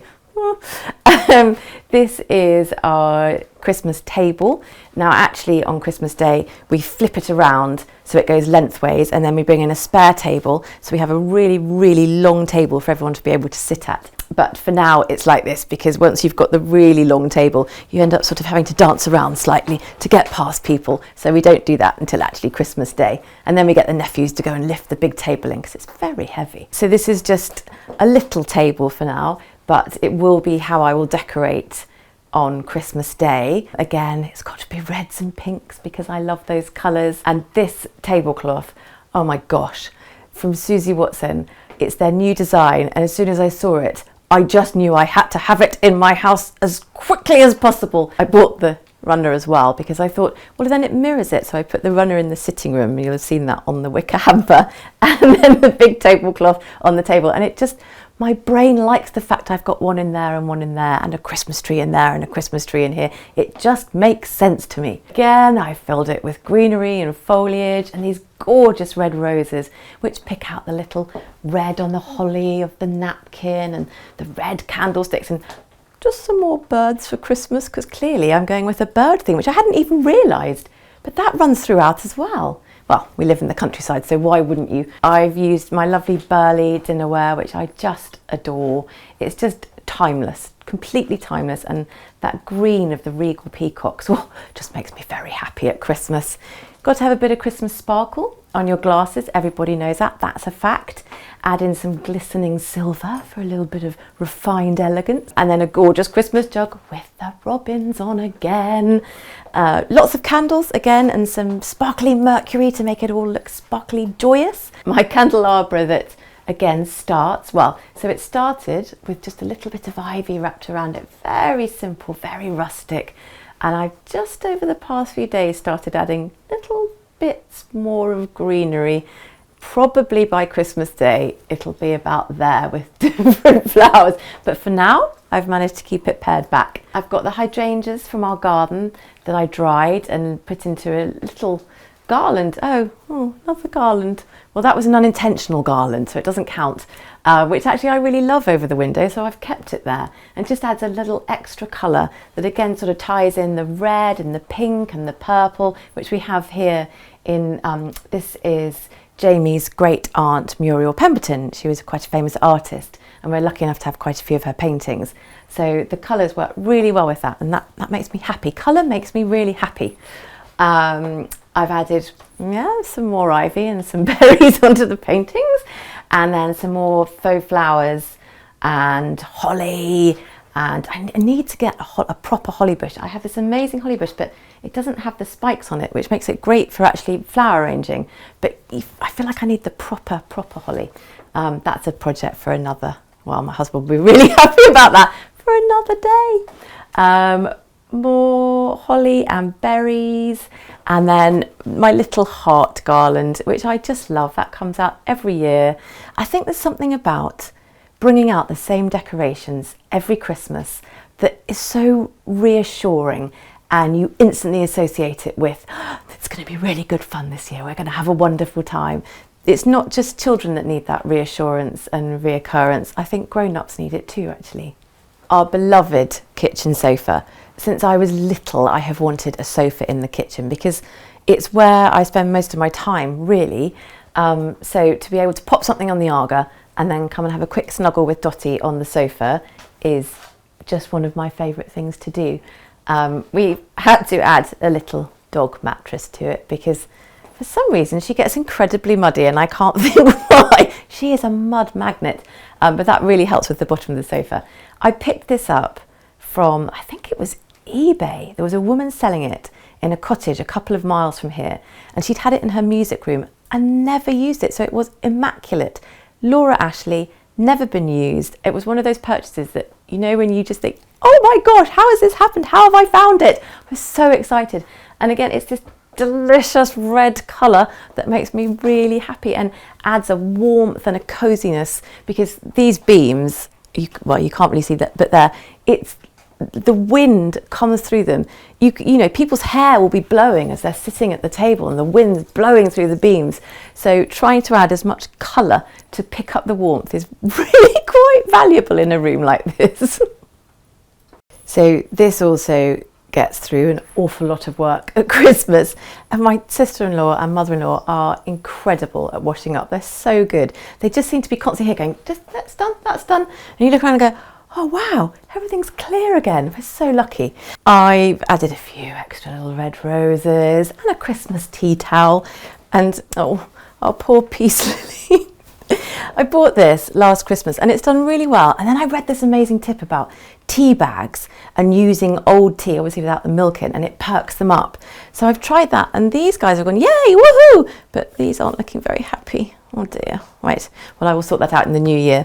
But yes, this is our little workstation. Again, this was another purchase from eBay, I think. Yeah, so lucky. I love unfitted units. I think particularly in an old cottage, if you try and put in a modern kitchen, I think it looks really strange. So I wanted to try and honour the age of the cottage and sort of how it would have been, except that I get to have a dishwasher and a washing machine hidden under the curtains and hot water running from the sink and actually an Aga rather than an open fire. So a little bit luckier than they were 400 years ago.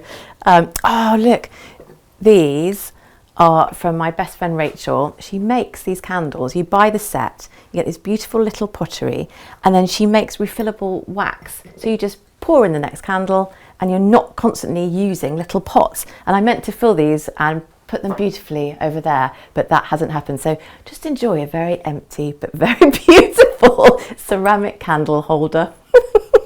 When people first walk into our home at Christmas, I want them to be excited. Obviously, I want them to feel welcome and at home immediately, but I really want that sense of excitement, that frisson of it's something different in the year, because that's what Christmas is. It's a moment of sheer joy. So I want people to walk in and see sparkly things and see warmth and think, oh, we're going to have a good time. This is going to be a really wonderful party if we've got friends coming over, or few days if we've got family staying. I want joy and fun and coziness. Let's head upstairs and I'll show you how I've decorated upstairs with just a couple more garlands.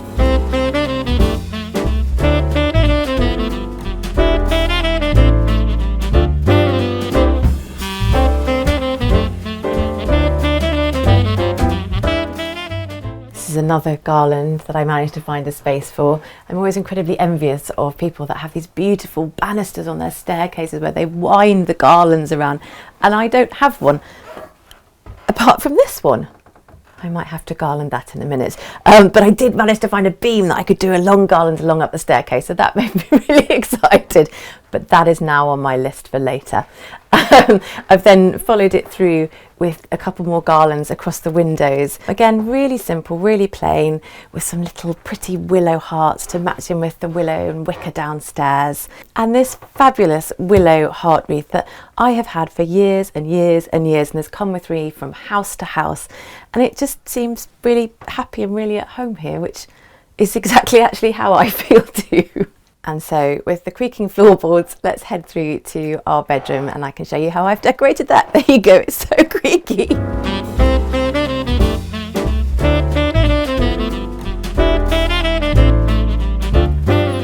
So this is our very wonky, wobbly bedroom where the floors do that. So it's a bit like being on the high seas, which is why everything is propped up on books, you will see. This is my poor husband's chest of drawers that I have slightly taken over with my own things, and the tiniest of Christmas garlands. It barely doesn't even count, just a teeny little bit of Christmas, and then of course some fairy lights, but a smattering of ivy, just very gentle, barely even there, just a little nod to Christmas. I went a little bit wilder here. I don't know, there's something about the cottage, because we're surrounded by woodland and by fields, it just lends itself to adding some extra ivy, as if it's almost crept into the cottage over the winter. I know, it's ridiculous, but I can't help it. And I sort of think, it's our bedroom, so no one else is going to see. Well, apart from Homeworthy viewers, no one else is going to see it, so it doesn't matter if I go a bit crazy with ivy. Oh, and then I've added some fairy lights and some pussy willow, just to add a little bit of extra white and velvety loveliness. And then I had to do a little bit of chandelier-y glassiness just to match in with our light fittings, which were the only light fittings we could find because the ceiling is so low. It had to be really close up to the ceiling, but actually I really love it, and that sort of dictated how the room came about actually, because and then made me think, oh, it's quite French, these are vintage French chandeliers. So then I ended up going for a French cane bed and kept this room really, I mean, it doesn't quite look as simplistic now that I've added all the ivy to it, but really simple because it's a bedroom, so it should be really calming and relaxing to be in. I actually took the hops garland down from over the fireplace in the sitting room, so that's where it's been since September. And then I thought I need a Christmas garland in the sitting room, because otherwise you need to know that it's Christmas, and if it's just the same one, how do you feel that difference? So very carefully lifted the hops garland down, brought it upstairs, and now it feels magical and special in here, and we feel very Christmassy, and the garland downstairs in a much darker, richer green feels much more Christmassy downstairs. So it's a win-win, really. I was too scared to try and put fairy lights into the hops because they're quite dry now, and I just had this image of every single one just falling off onto the bed. So yeah, I've left that, but the lamps and the candles give enough light. Velvet. A lot of velvet on the bed, which is so important in the winter. Coziness, practicality, and beauty. It just gives that lovely feeling of luxury and comfort and joy. And of course it had to be green and red because it's Christmas. Yeah, I have kept it as simple. I mean, there's a little bit of ivy over that painting, but it's really simple. Tiny bits of ivy over this painting and this mirror, some fresh flowers. And then the old man's beard that I actually foraged from a hedgerow, and then I've added some little fairy lights to that. All throughout the year I've been thinking about the little beautiful bits of white fluff, and oh, if you added some white lights to that, that could look really magical. And I was hoping to forage actually to get some more, but again this year's been so terrible, there was barely any in the hedgerows, so we've kept to this. I didn't want to deprive the poor little birds of their seeds, and then just added some little bit of sparkle and a little bit of silver and some lights. And I don't normally like white lights, but I don't know, there's something ethereal about it. I thought it worked really well. But other than that, it's just a very simple, virtually undecorated bedroom. As I mentioned, the floor is really wobbly and it does curve down like that. So we have to have the bed on books. When we first moved in, the first night, we sort of go, why are our feet so low down? This feels really weird. And then my husband came up with a genius solution of just sticking a couple of books under the bed to lift it up. So a lot of people will ask me, why on earth have you got books underneath the bed? But it's not for nighttime reading, it's so that we're level in our beds at night. really simple, what most people take for granted. These are little things that you have to adjust to in a wonky old cottage. I love Christmas. I used to not really enjoy it very much, but my husband loves Christmas and he has taught me to really embrace it. The children love Christmas. It's time that we stop. Everybody stops and it's quiet outside because no one's farming. It's just a really peaceful moment of the year when we're all together and we have all the family come and stay, my nieces and nephews who are all terribly grown up now, and we eat an enormous amount of food. There's an awful lot of cooking and cleaning and clearing that we all do, and then we play board games, which sounds really naff, but we love it. We all get thoroughly competitive and the boys always win at Articulate, which is really frustrating. This year is going to be the year that the girls are going to win. I'm going to revise beforehand, I've decided. It's just great fun with a lot of walks, and the dog gets petted by everybody, so Dottie thinks it's brilliant. We are outside as much as we can be when it's not raining and horrible, and then we come inside and we light the fire, we drink mulled wine and play ridiculous games, and that for me is just true happiness. Thank you so much for coming to visit Homeworthy. I have loved to show you our Christmas cottage. It's made me all happy and excited all over again. I've loved showing you my decorations. So thank you very much for coming back. And I am going to go and just garland the staircase now. I've discovered another banister. Very exciting. So happy Christmas and thank you very much.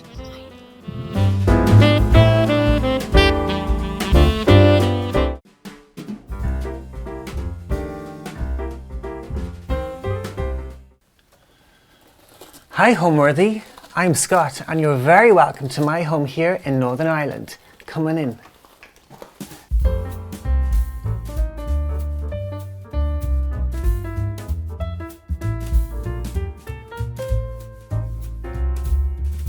You're watching Homeworthy, where we believe every home has a story. Hi, I'm Scott Griffin and welcome to my home here in County Tyrone, Northern Ireland.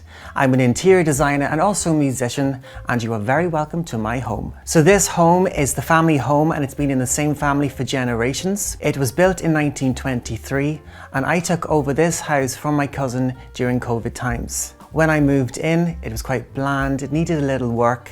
But over the years, I've kind of made it very homely, added my own personality, and I'm really happy with what I've created. We're kind of off grid here. It's in the middle of nowhere. Google Maps almost can't find us. But it's really great. There's a lot of wildlife in the gardens. There's pheasants, there's sheep. The odd cow turns up. So yeah, it's just a really, really beautiful place. It's a real dream location. You're near the river as well, and there's lots of nice walks around the fields. So for me, it's just going back in time. You know, I like to go to the city, but I like to come back and just totally chill out. And this really is the place for chill out time.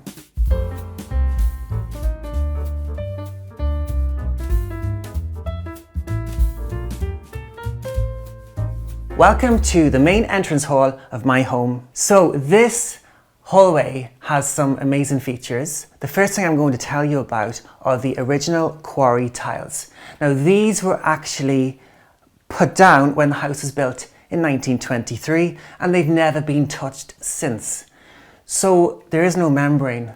And so I believe, because I know from walking over them with bare feet, it can get quite cold in the winter. And not only the winter, in the summertime, it can be quite cool. So I do believe that there's actually just the earth and they just put on top. But you know what? There's such a special feature to this house.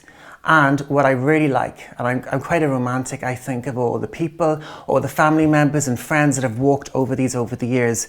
I just think it's a really beautiful thing. So we have the top hat. Now, my dad is a big collector of top hats. And growing up, he'd have boxes of top hats and tailcoats everywhere because he loved the Victorian era and, of course, Sherlock Holmes. So I thought for this Christmas, let's have a bit of fun. I actually got all this fresh conifer tree from the garden. I cut it up into pieces and then just found some simple copper baubles which are actually in the attic for a real long time and just reused them. And then of course I thought the perfect place to put the top hat is there. It's a little bit theatrical, but we like theatrical. So moving around. When I moved in, these walls were in really bad condition, so we actually had to get them all stripped off and replastered, which was a really messy job, but it was something that needed to be done. And also a lot of the electrics needed to be rewired because it was such an old house. So everything is up to modern safety standards. So moving through here, I actually found this in a junk shop. I do believe it's French, but what had happened was the actual marble top had a massive split in it. So with a bit of glue and a bit of touch-up colouring, you can't actually tell. But it's actually a really great piece, and I think it just fits there perfectly with enough space to walk through.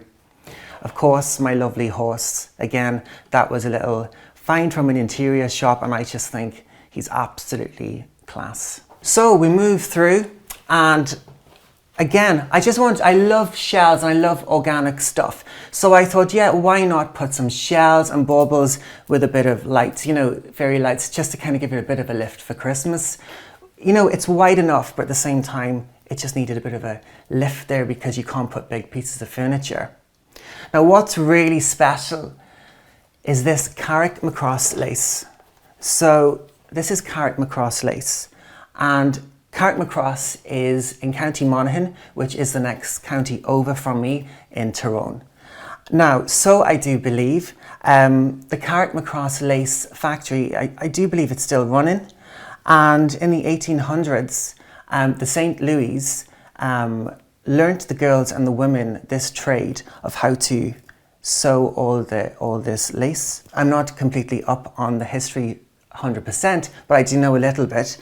And Queen Victoria gave a piece of it to her son Albert, I do believe. And then ever since, the royal family, there's a royal family connection with Carrick Macross lace. Even Princess Diana and Kate Middleton, I think they've taken Carrick Macross lace designs onto their wedding gowns, which is just an incredible thing to think royalty and Carrick Macross have that connection that a lot of people don't know about. So this piece is actually a vintage piece of Carrick Macross lace, and it's just really pretty. It depicts a swan, and I just think it's really, really cute. Again, I found these in my garden. These grow every year under the trees, and I just think they are beautiful. The way the light shimmers on them, like you'd almost think they've been painted, but actually that is the natural look. And again, a glass jar filled with shells that I found on the beach over the years. So that's a really good place, you know, chuck your shells in a vase like that, and you got a piece of art there. This is some vintage wallpaper I found. Actually, it was on a reduction rail a couple of years ago, and I decided I just really liked the floral pattern. I'm not really into big florals usually, but in this house I felt that it works really, really well. And also it complements this vintage door with this original, well, I wouldn't say stained glass, I'd say just tinted glass with a bit of texture. We've got the original handles here as well. The door doesn't close completely. It needs a bit of DIY, but hey, that's something I can do over the holiday season. But again, I just love the way the light comes through that glass, especially at night time, because it gives that nice warm orange glow. So this is a traditional Irish farmhouse. It has 3 windows upstairs at the front, 2 downstairs with the door right in the middle. These farmhouses would have been seen all over Ireland, but as the years have gone on, a lot have fallen into disrepair, a lot have been knocked down. So to actually find a home like this, in this condition, with a lot of original features is a really beautiful thing. I decided to keep as many original features. I didn't want a new look, I didn't want a modern look. I wanted to keep the traditional approach and save as much as I could.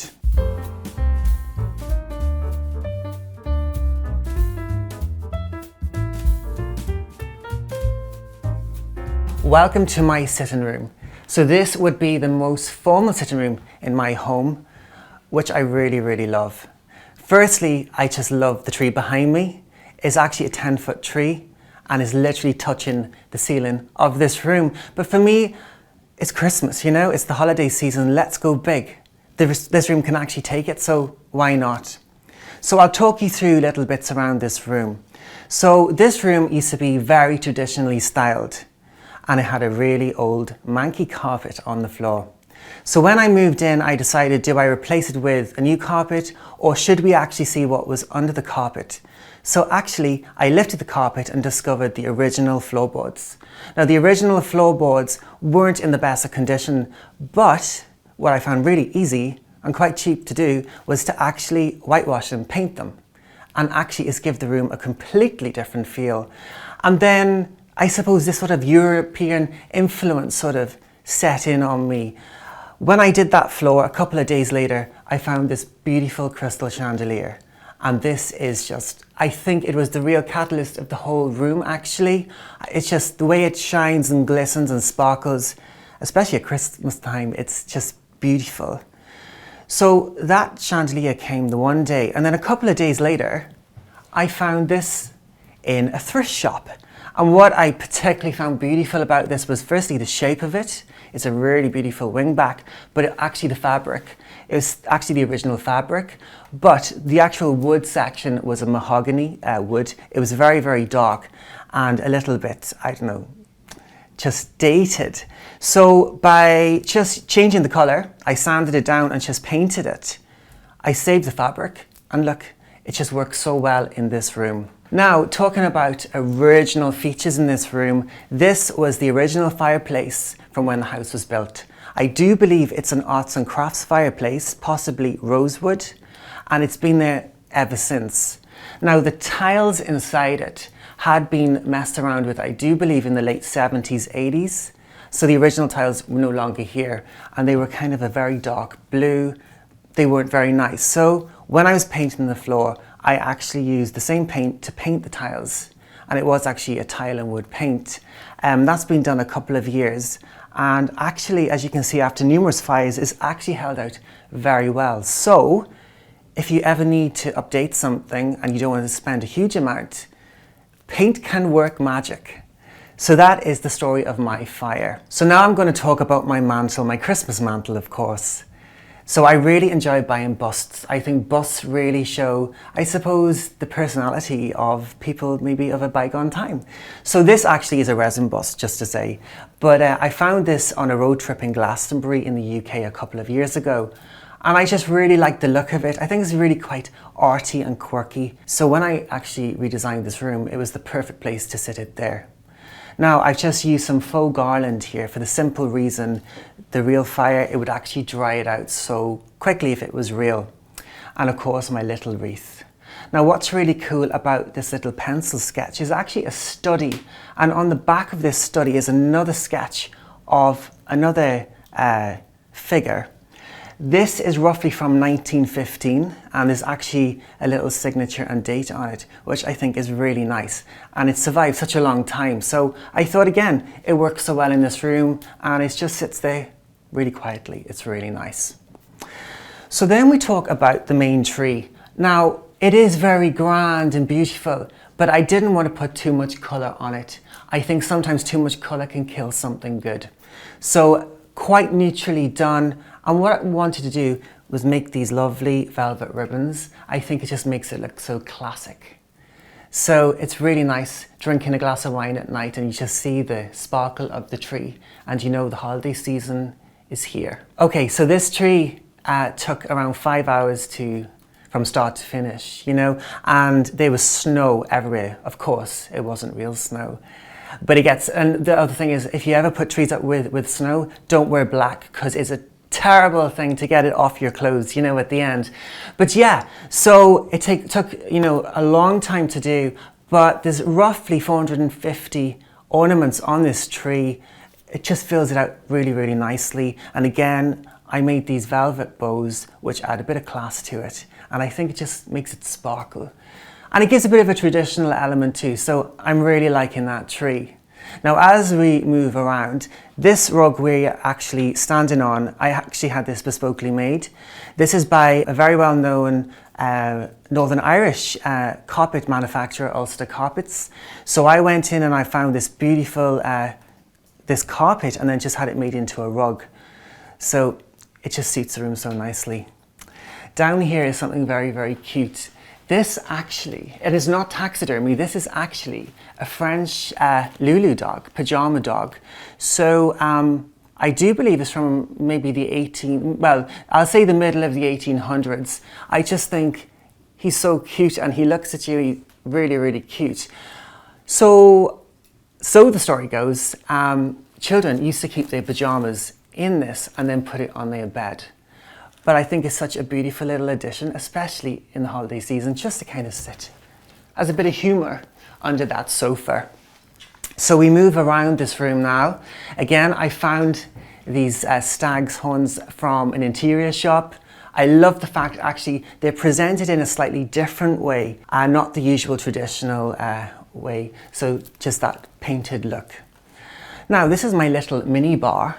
It needs actually filling up for the holiday season, but I'll have to get shopping very, very soon. But I want to show you something quite special and quite, what's the word, how would I describe this? Well, unique to County Tyrone. It is Tyrone crystal. Now, in County Tyrone, there's a factory just near Dungannon, which is not too far away from here, that would actually produce this crystal ware. So this is a little Christmas bell, along with some Tyrone wine glasses. So I like to put those out at Christmas time. And when I have old relatives who are locally, like they live very, very close by, they love to see the Tyrone crystal because it reminds them of when they were children and they were growing up. And to own a piece of Tyrone crystal in the old days was a really big thing. So that's this room, and now we are going to move into my breakfast room. So for my holiday decor, I usually start around the start of November because I like to put on a nice Christmas show. I like to forage through the woodlands and the fields and find a lot of organic produce. I like to dry flowers out. I usually do that probably in the summertime. But as you come into the autumn, there's a lot of branches, a lot of like moss as well. Like we're famous for our moss on the grass. There's more moss than actual grass, I'd say here. But I'd like to dry it out and then make little floral displays and just arrange it around in wreaths around the house. I like to use fresh as much as I can. The Christmas trees, this one is a faux tree. And the reason for this in the background is that there's actually a real fire in the room and it would actually dry the tree out. But in the other room, I've actually used a real fir tree, which I think looks so stylish and so elegant. So for me, Christmas, yeah, I just like to use white lights. I think they just are a classic. They just look timeless. And yeah, just lots of candles. That's a real nice thing. It adds a bit of atmosphere to the house.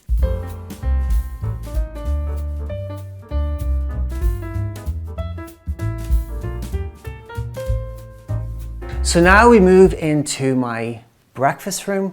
It's such a multifunctional space actually. I call it the breakfast room because obviously I eat my breakfast at the table, but at the same time I play my piano here. So it's kind of a bit of a music room as well. Actually, it's the home office as well some days. It depends on the mood I'm in. So sometimes I just sit there, I drink my cups of tea and do my work on the laptop. So it's really, really great space. There's moody tones in this room. It's actually an arts and crafts colour. Which I decided to use in this room, which again works so perfectly with this house because of course it's from that era. Okay, so this is a beautiful mixed media painting by a Northern Irish artist, and this artist has actually incorporated sections and pieces of the farmyard, so bits of mud and straw into this painting. And what I love about it is just the vibrancy. It's just full of colour and it just really pops out at you, you know? I didn't want to put too much typically farmhouse stuff into my design for this house because I see the farmyard every day and I just wanted to, you know, come away from that and put my own personality into it. But I really just think it's a great piece. Of course, I'm loving the blue and white. Blue and white, as you know, is a classic, is a timeless thing, and I love to use blue and white throughout the house. You'll see it. I just think it's a great thing to use.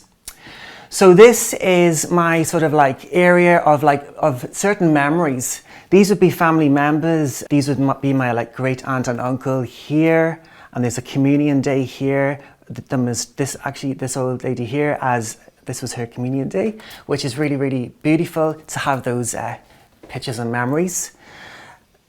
when I was in the band, I was in quite a well-known band at the time, Rula Bula. We were a 5-piece band, and we toured Ireland, and we even got as far as America.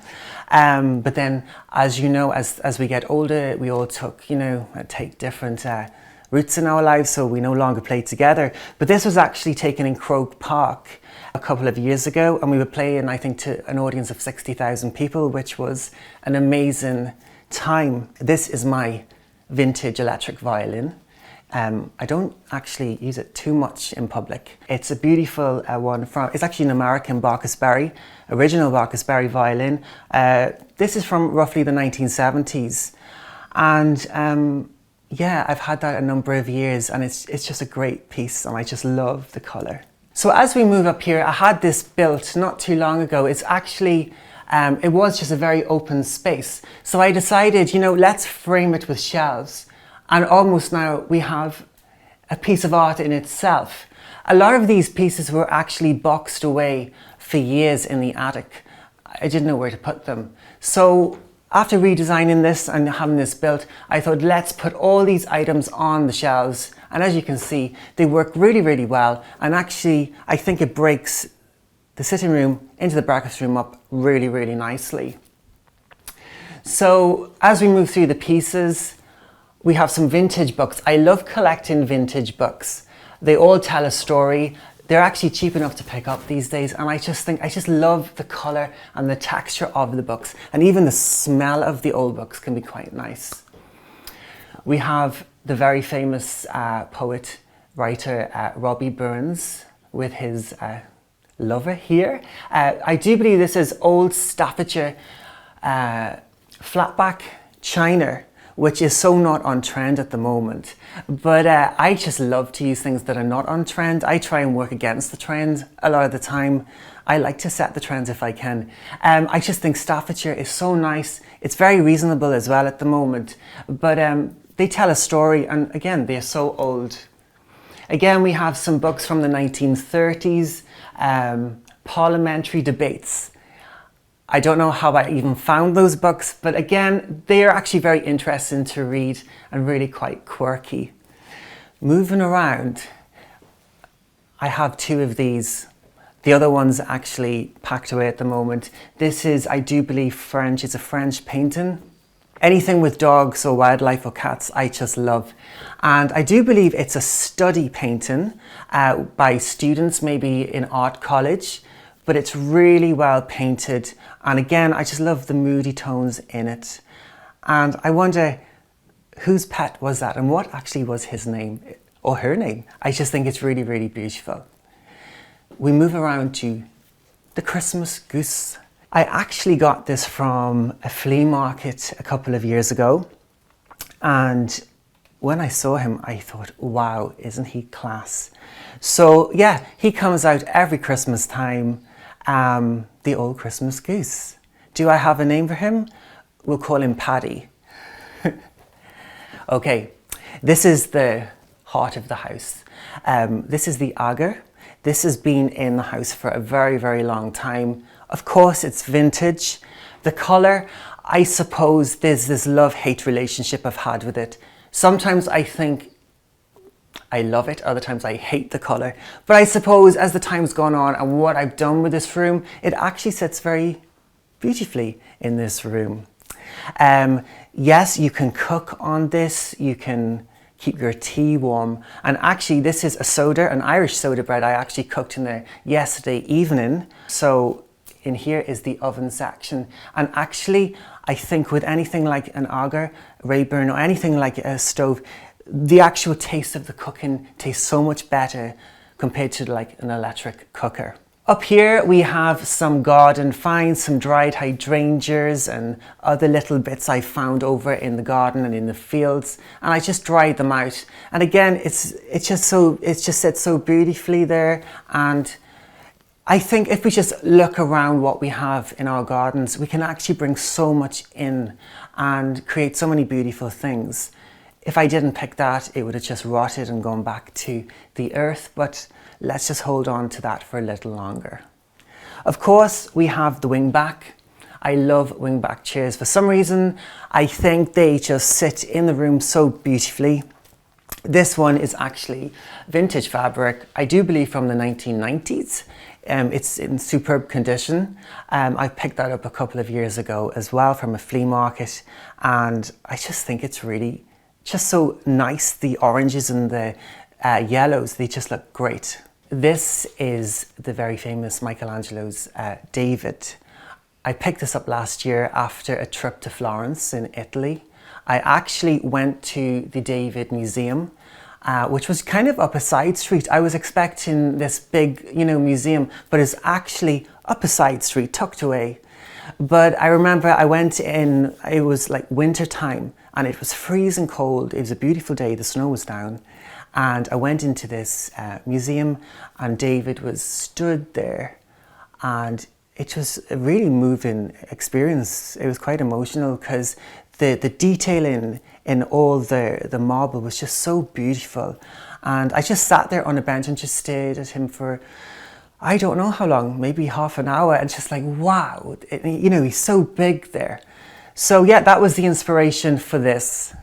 Now behind David, we have this little skip find. Yeah, I actually found this on a skip, I don't know, about 10 years ago. I was driving down a road and there was a house being renovated and there were rugs chucked on the skip. They were too bad to pick up, too bad a condition. But this really stood out to me. So a lot of my friends, we've always had this debate in the house. Is it Christ or is it just someone, just one of us? I don't know. Who is this person? I don't know. But I just think the way it's painted is beautiful and there's a real mood to it. Again, as we move around here, we have garden finds. I put this into some oasis, so this will keep fresh for hopefully a couple of weeks. And it just really looks nice and just fills out the window really, really nice. And this is a watercolor. It's not an original, but it is a watercolor of the Englishman at the Moulin Rouge. And I just think it's great. I just love the colors. It ties in so nicely with this room. It sits very gracefully there. And yeah, I often think, what is that conversation that he's having with those ladies? I don't know, but it's quite an interesting piece. So now I'm going to talk to you about the farmhouse table. In any farmhouse, I think you really need to have a farmhouse table. This actually is a really solid piece, and this has been in the house for, well, as long as I know. It's a really good sturdy piece. I have actually not so long ago, maybe a year or two ago, sanded it right back because it's getting a bit, stained and grimy. There's actually a couple of stains if you look close now. But I stripped it right back. It's a pine table. And then I just used beeswax, which really gives a nice finish and actually is a good waterproof sealer as well. So yeah, it's a really great one. It's great to have gatherings around, and it's just really sets the scene for this farmhouse sitting breakfast room. So from a young age, I was always into interior design, but obviously when you're about 5 or 6, you don't quite know what the word interior design means. But as a child, I was always moving furniture around, driving my parents completely crazy. And then I got into painting. I just love painting. I love painting pictures. Then it ended up, painting bits of furniture. So yeah, as I kind of got older, I got into interior design more. And then more recently in COVID times, I really decided to go full out and set up a business, Barumian Interior Design, which is an interior design business. I do residential and commercial work. People ask me, what does the word Barumian stand for? Well, there actually is no other Barumian word in the dictionary, I don't think. But I actually took this inspiration from one of the last High Kings of Ireland, Brian Boru.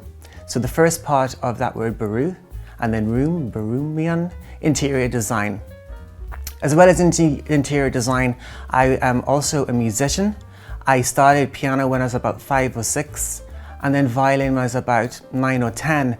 So it's been a long journey for me with the music and just being creative, and the two work so beautifully together. I just love being creative, whether I'm writing music, singing, playing music, or painting, designing. It all comes together so naturally and so nicely.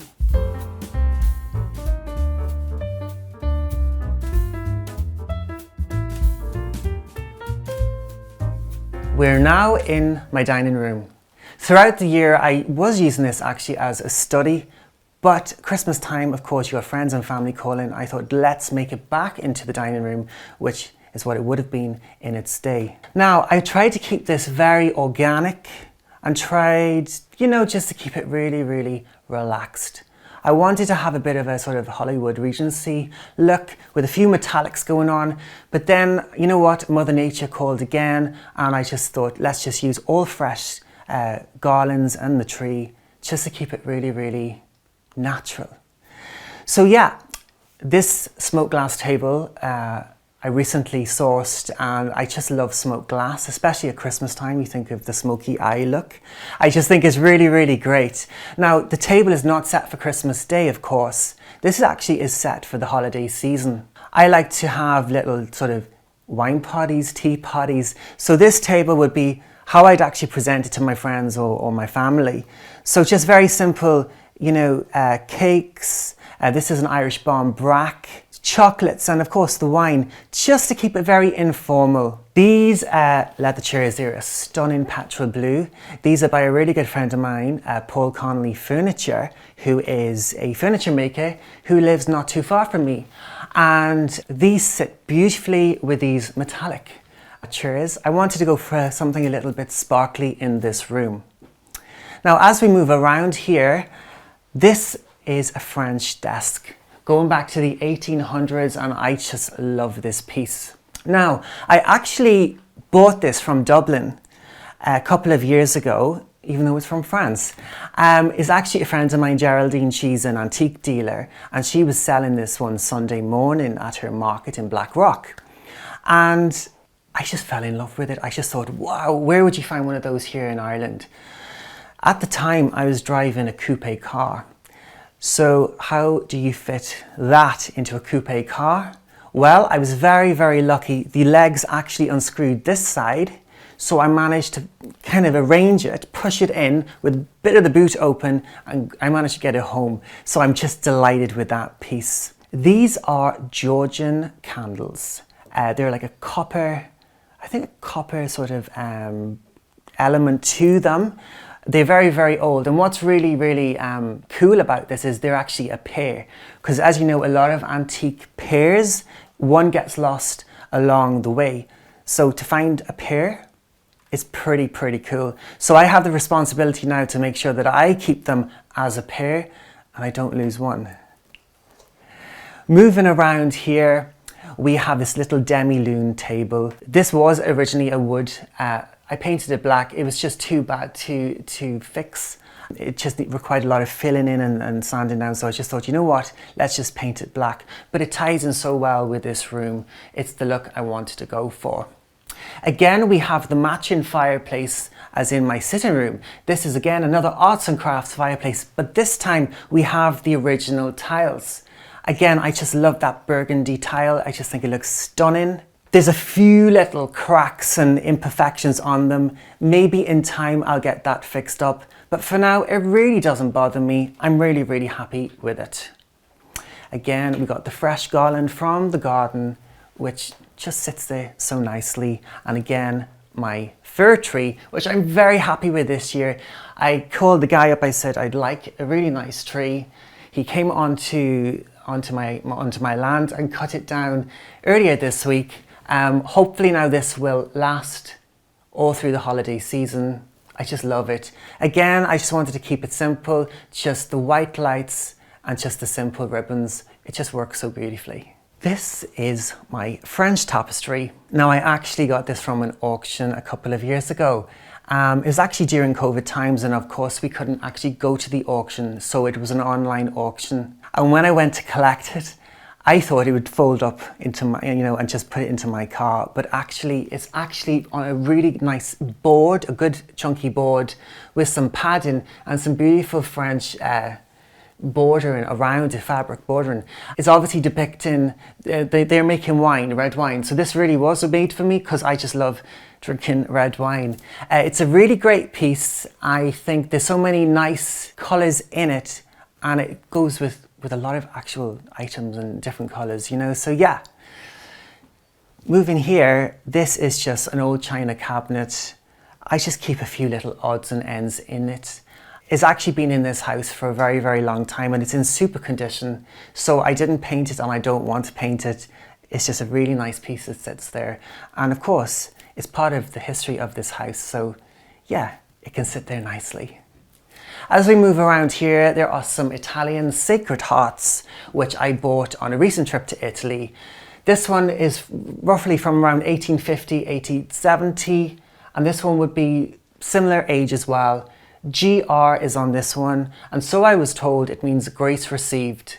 So I am very spiritual. There is a religious element to me, but for me, this is also art, and they just sit there nicely. And again, they just all tie in so well. So Christmas Day is similar kind of vibes going on in here. We like to try and keep it a little bit informal, but of course, after we open our presents, we do like to have the dinner in here.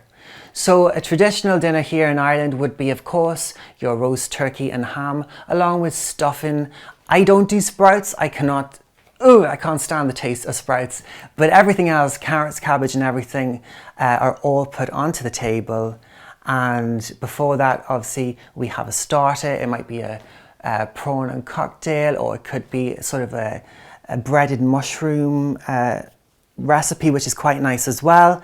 And then of course the wine is flowing, and then we finish off with traditional Christmas pudding. So this house wouldn't be particularly decorated in a farmhouse style, something that you wouldn't necessarily think from the outside, but for me, I like to travel around Europe mainly, and I do like to go to America now and again, but for me, I wanted to bring my personal experiences and memories, I suppose, into this house.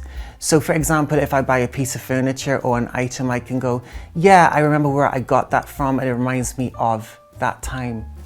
So it's a really beautiful thing. So the house definitely has a bit of an explorer feel, I'd say. I've wanted to use a lot of colour. At the same time, I've used a lot of colours, arts and craft colours as well, which would have been from this time that this house would have been built. So for me, it's been a real exciting time, and yeah, I've just put my personality into this. For me, the holidays is about meeting friends and family and having gatherings, whether it's music gatherings, little sessions, or just having dinner parties or tea parties. And it's about connecting. I think Christmas and the holiday season is a real nice time where we can all join together, share our stories, because life, as you know, gets so busy and we're like on a hamster wheel and we're constantly spinning around, and it's a good time just to kind of sit down and chill out. So for me, it's definitely about the people around us.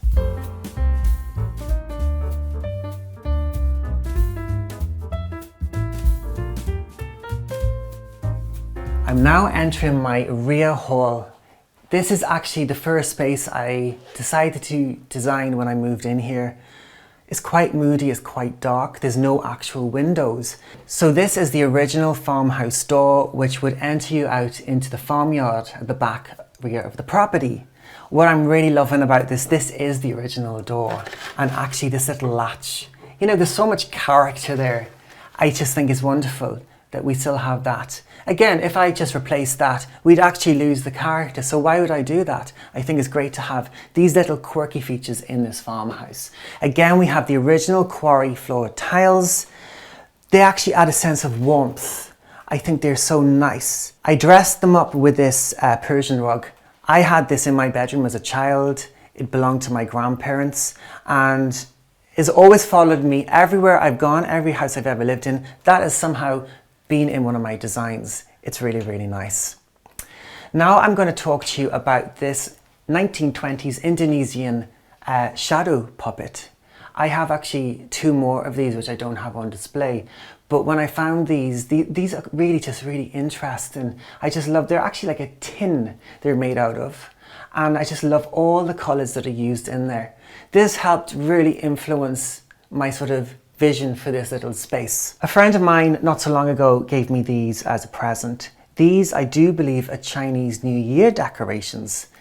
They're full of colour, full of character, and I just think they're really, really nice. And they sit on this little tree with the tea lights so well. And yeah, you know, Chinese New Year, you know, it's the holiday season. Let's all celebrate. It's an amazing time. It's really, really cool. This is a little Victorian bamboo table. I picked this up, I can't even remember where, but again, I've had this for like ever.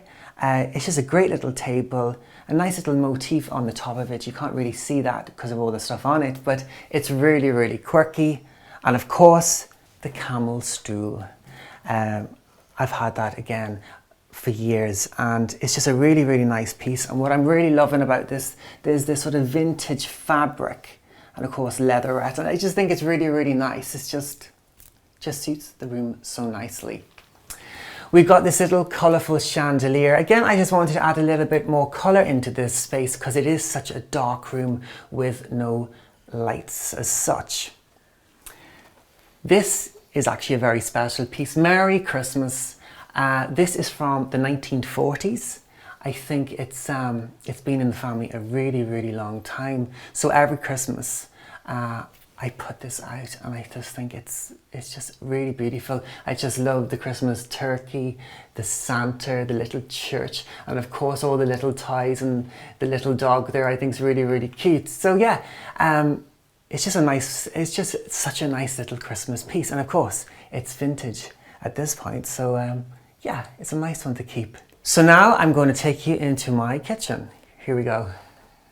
So this is the Farmhouse kitchen, which actually I have had recently redesigned. I designed it myself. For many years it was the usual sort of kitchen with the units all along, and this room doesn't get much daylight. It can be quite dark, and I just wanted something a little extra special. And actually, I just wanted to take it back into a sort of a farmhouse kitchen, along with this sort of bead boarding, because I think in a lot of Irish farmhouses, we would have seen this traditional bead boarding used. And I just think it looks so good. So I had the open shelves idea. I can store my, pasta on it, some herbs and stuff, and also just a few nice little knickknacks. So this belonged to my grandmother. This actual tea, or dinner service, should I say, goes back to around 1900. And when I actually did the research into this, I couldn't believe it, because that looks quite contemporary and really like 1900, so we're talking a long time ago. I actually have the full dinner set. I'll say dinner set. Some of it's in boxes because there's so much of it, but I like to display a certain section of it because it just looks so nice. In the back here as well, we have this Irish spongeware. Now this I actually found in the attic when I was sorting some boxes out. This is roughly, again, from like the 1800s, early 1900s. These would have been made out of clay, and then they would have used sponges or bits of rags or cloth to actually sponge this on. Now, I initially thought they were donkeys, but somebody said they think this is cows. But you know what? Again, this is part of the history of this house, and it's just a really fun piece. Obviously, I don't use that for my cups of tea every day, but it's a real nice decorative piece with so much history. And the other thing is, who has drank out of that over the years? It's just really, really cool. So that's that there. This is sort of the place I do all my baking and cooking.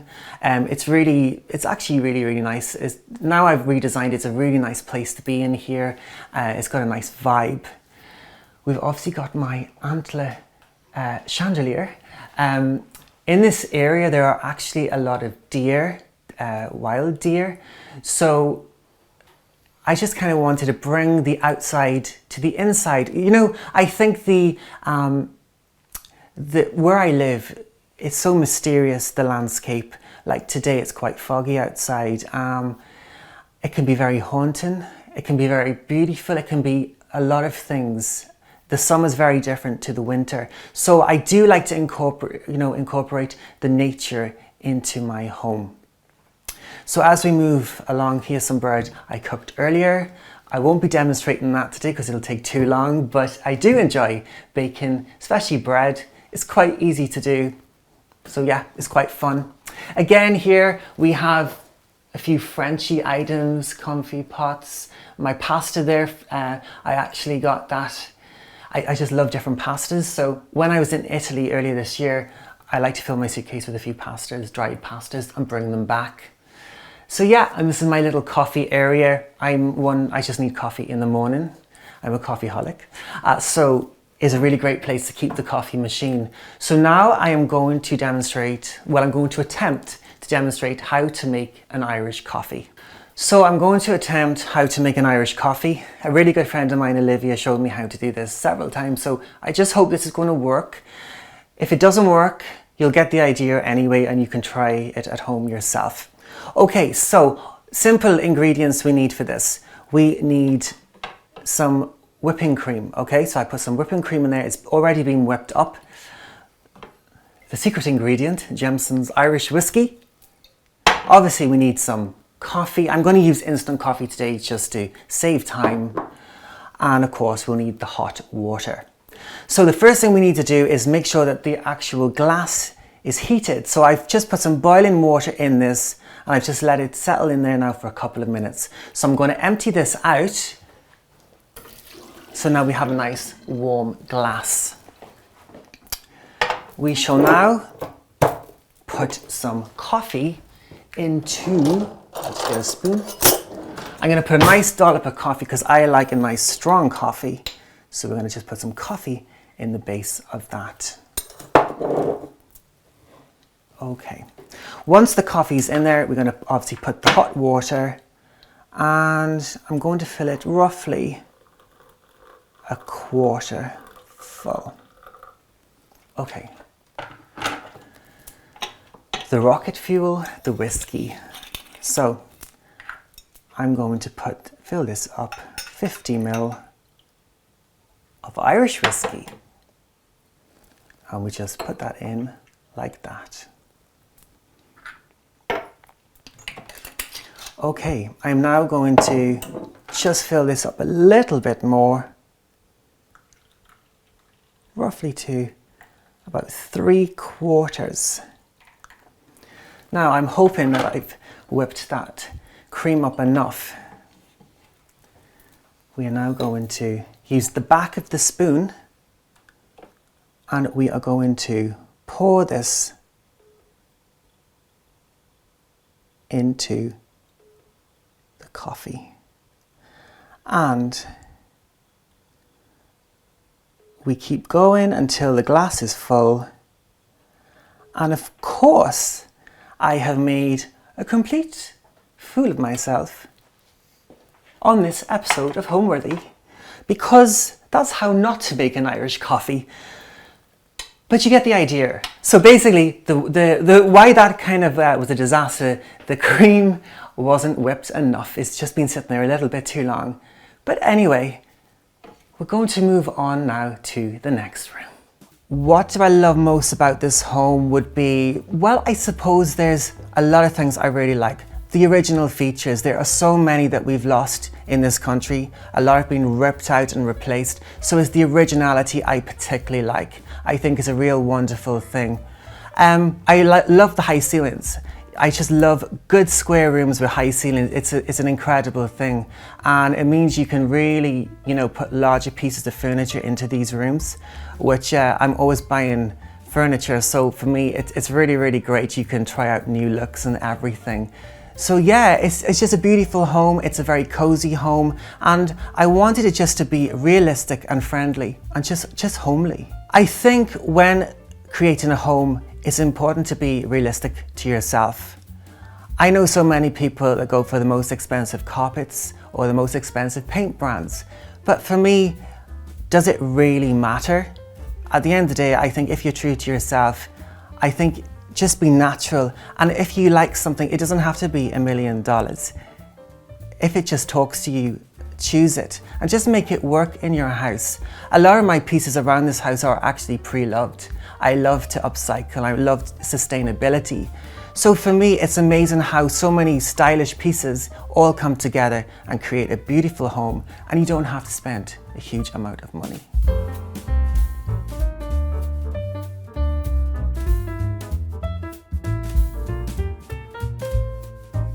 So now we walk up the stairs, and I'm going to show you one of the bedrooms which I have turned into the snug. So here we are in my snug. This used to be one of the bedrooms, but I didn't need this as a bedroom. I just wanted to make it a more multifunctional room, I suppose. So as you come in, you will see this lovely vintage map of Italy. I found this a long time ago, and it's all in Italian, I do believe, and it's always French. It's either French or Italian, I'm just not looking properly there. But it's really, really beautiful, and I just love to look at that. I love the colours and the vintage tones in it. I wanted to use a really nice sort of petrol blue in this room. I think it complements it so well, especially with the high ceiling. It gives a nice sort of masculine feel, and it's a great place just to chill out on a Friday or Saturday evening if you're on your own. So as we move around here, I love to collect interior magazines, and some of these interior magazines go back to the late 80s, and they kind of come up to more recent times, but that's kind of like a little library I have of some of my magazines there. This is a tapestry. Again, I bought this the same day as I bought my other tapestry down in my dining room. And again, I didn't realize how large this piece was. It's huge. So I had to get a van to deliver it for me. But it's a Venice. And again, I just love that sort of time-worn look. It's really, really great, and it just really sets the room up so well. Now, this was a family heirloom. It's a Scotch dresser. It's a really, really sturdy piece of furniture. And what I really love about it, you can literally, there's so many drawers that you can throw in stuff. It takes a good weight as well. And it's just, again, it just dresses the room out so nicely. Now, not so long ago, I was up in the attic, which I try not to go in too much because, well, you know, you never know what you might find in the attic. But I found this beautiful print. This actually fell out of a box. It's of the minstrel boy. And the story goes, the little minstrel boy goes to battle with his harp and sword, but unfortunately he doesn't know what he's faced. So it's a really beautiful story. This story was actually then turned into a song, I do believe in the late 1700s, early 1800s, by a poet, a songwriter called Thomas Moore. Thomas Moore was educated in White's Academy, which is now on Grafton Street, Bewley's Coffee Shop. It's now Bewley's Coffee Shop. And he then went to Trinity to study law. He quit, and he went and pursued his creative career as a writer and songwriter and poet, and so on. So I'm really liking that, you know, he used a very ancient song and wrote the lyrics to it. So to find this was really, really beautiful. This is the minstrel boy. So before I talk about anything else, I actually have my violin here, and I'm actually going to play you the minstrel boy.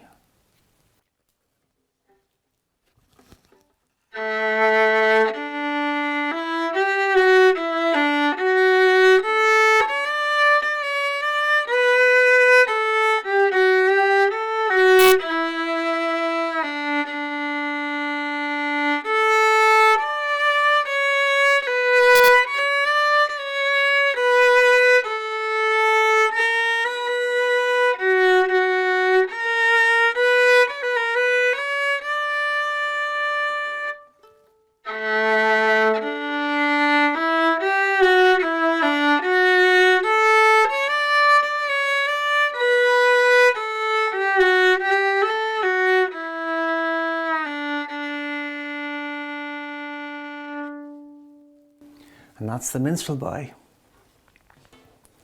So we go back talking to the elements of the room. I found this little piece. This is actually a German piece. I don't know how old it is. I don't usually buy things like this, but actually I love the sort of the story behind this. You know, he's holding another face. Some people have two faces, as we all know. So this is a little reminder that, you know, there are so many nice people in this world, but it's always a good thing to just remember some people have two faces. Now, as we move around here, this is a little mannequin from a draper's shop I bought. Really, really quirky, and I'm loving these wooden arms. And actually, the hands, they're so well made. The hands actually all move as well. So I'm just loving the detailing. It sits there, and I just think it's just a cool, fun piece. Of course, we've got the traditional fireplace, which are in all the bedrooms in this house. Now, I don't actually light these fires, the fires in these fireplaces, because there's carpet on the floor, and in the bedroom areas, I just don't think it's a very good idea. However, I love the character of these.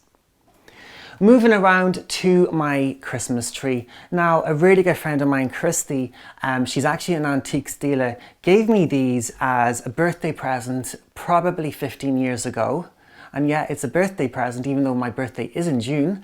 But she knows I like quirky things, and it's kind of a bit of a joke that we've got going. But anyway, I'm really liking these are vintage decorations. I love the musical influence throughout. You know, we have guitars, there's a violin somewhere, and I just love the way that they sparkle. So this room is the place where I actually like to put a bit of colour into my decorations. We move on to the Chesterfield sofa. I think Chesterfield sofas are so nice in a room. Again, it's got that masculine tone. I'm just loving the colour. Actually, they're very, very comfortable. And it's a two-seater, so it sits comfortably in this room. This is actually a vintage Foxwood Irish knitted blanket. I'm loving the colours. Whoever said blue and green can't be seen, I don't know whoever said that, because I think blue and green work really, really well together. Again, it's really nice and it's really cozy, especially in the winter times. As we move around, we have my little table. I got this from an interior shop. It's Italian. I'm just loving that sort of gold and black vibe. I think gold and black work so beautifully together, and it just looks so stylish. You may recognize this little guy here. He is from Alice in Wonderland. I'm always looking at the time, so it's actually the perfect thing just to remind me to do a time check. We move around here and we have my little sort of mini bar area. I like to put little, bottles of rum on here, my little vintage glassware, along with my Florentine tray. I love Florentine trays, the way that they're all painted, they're so pretty.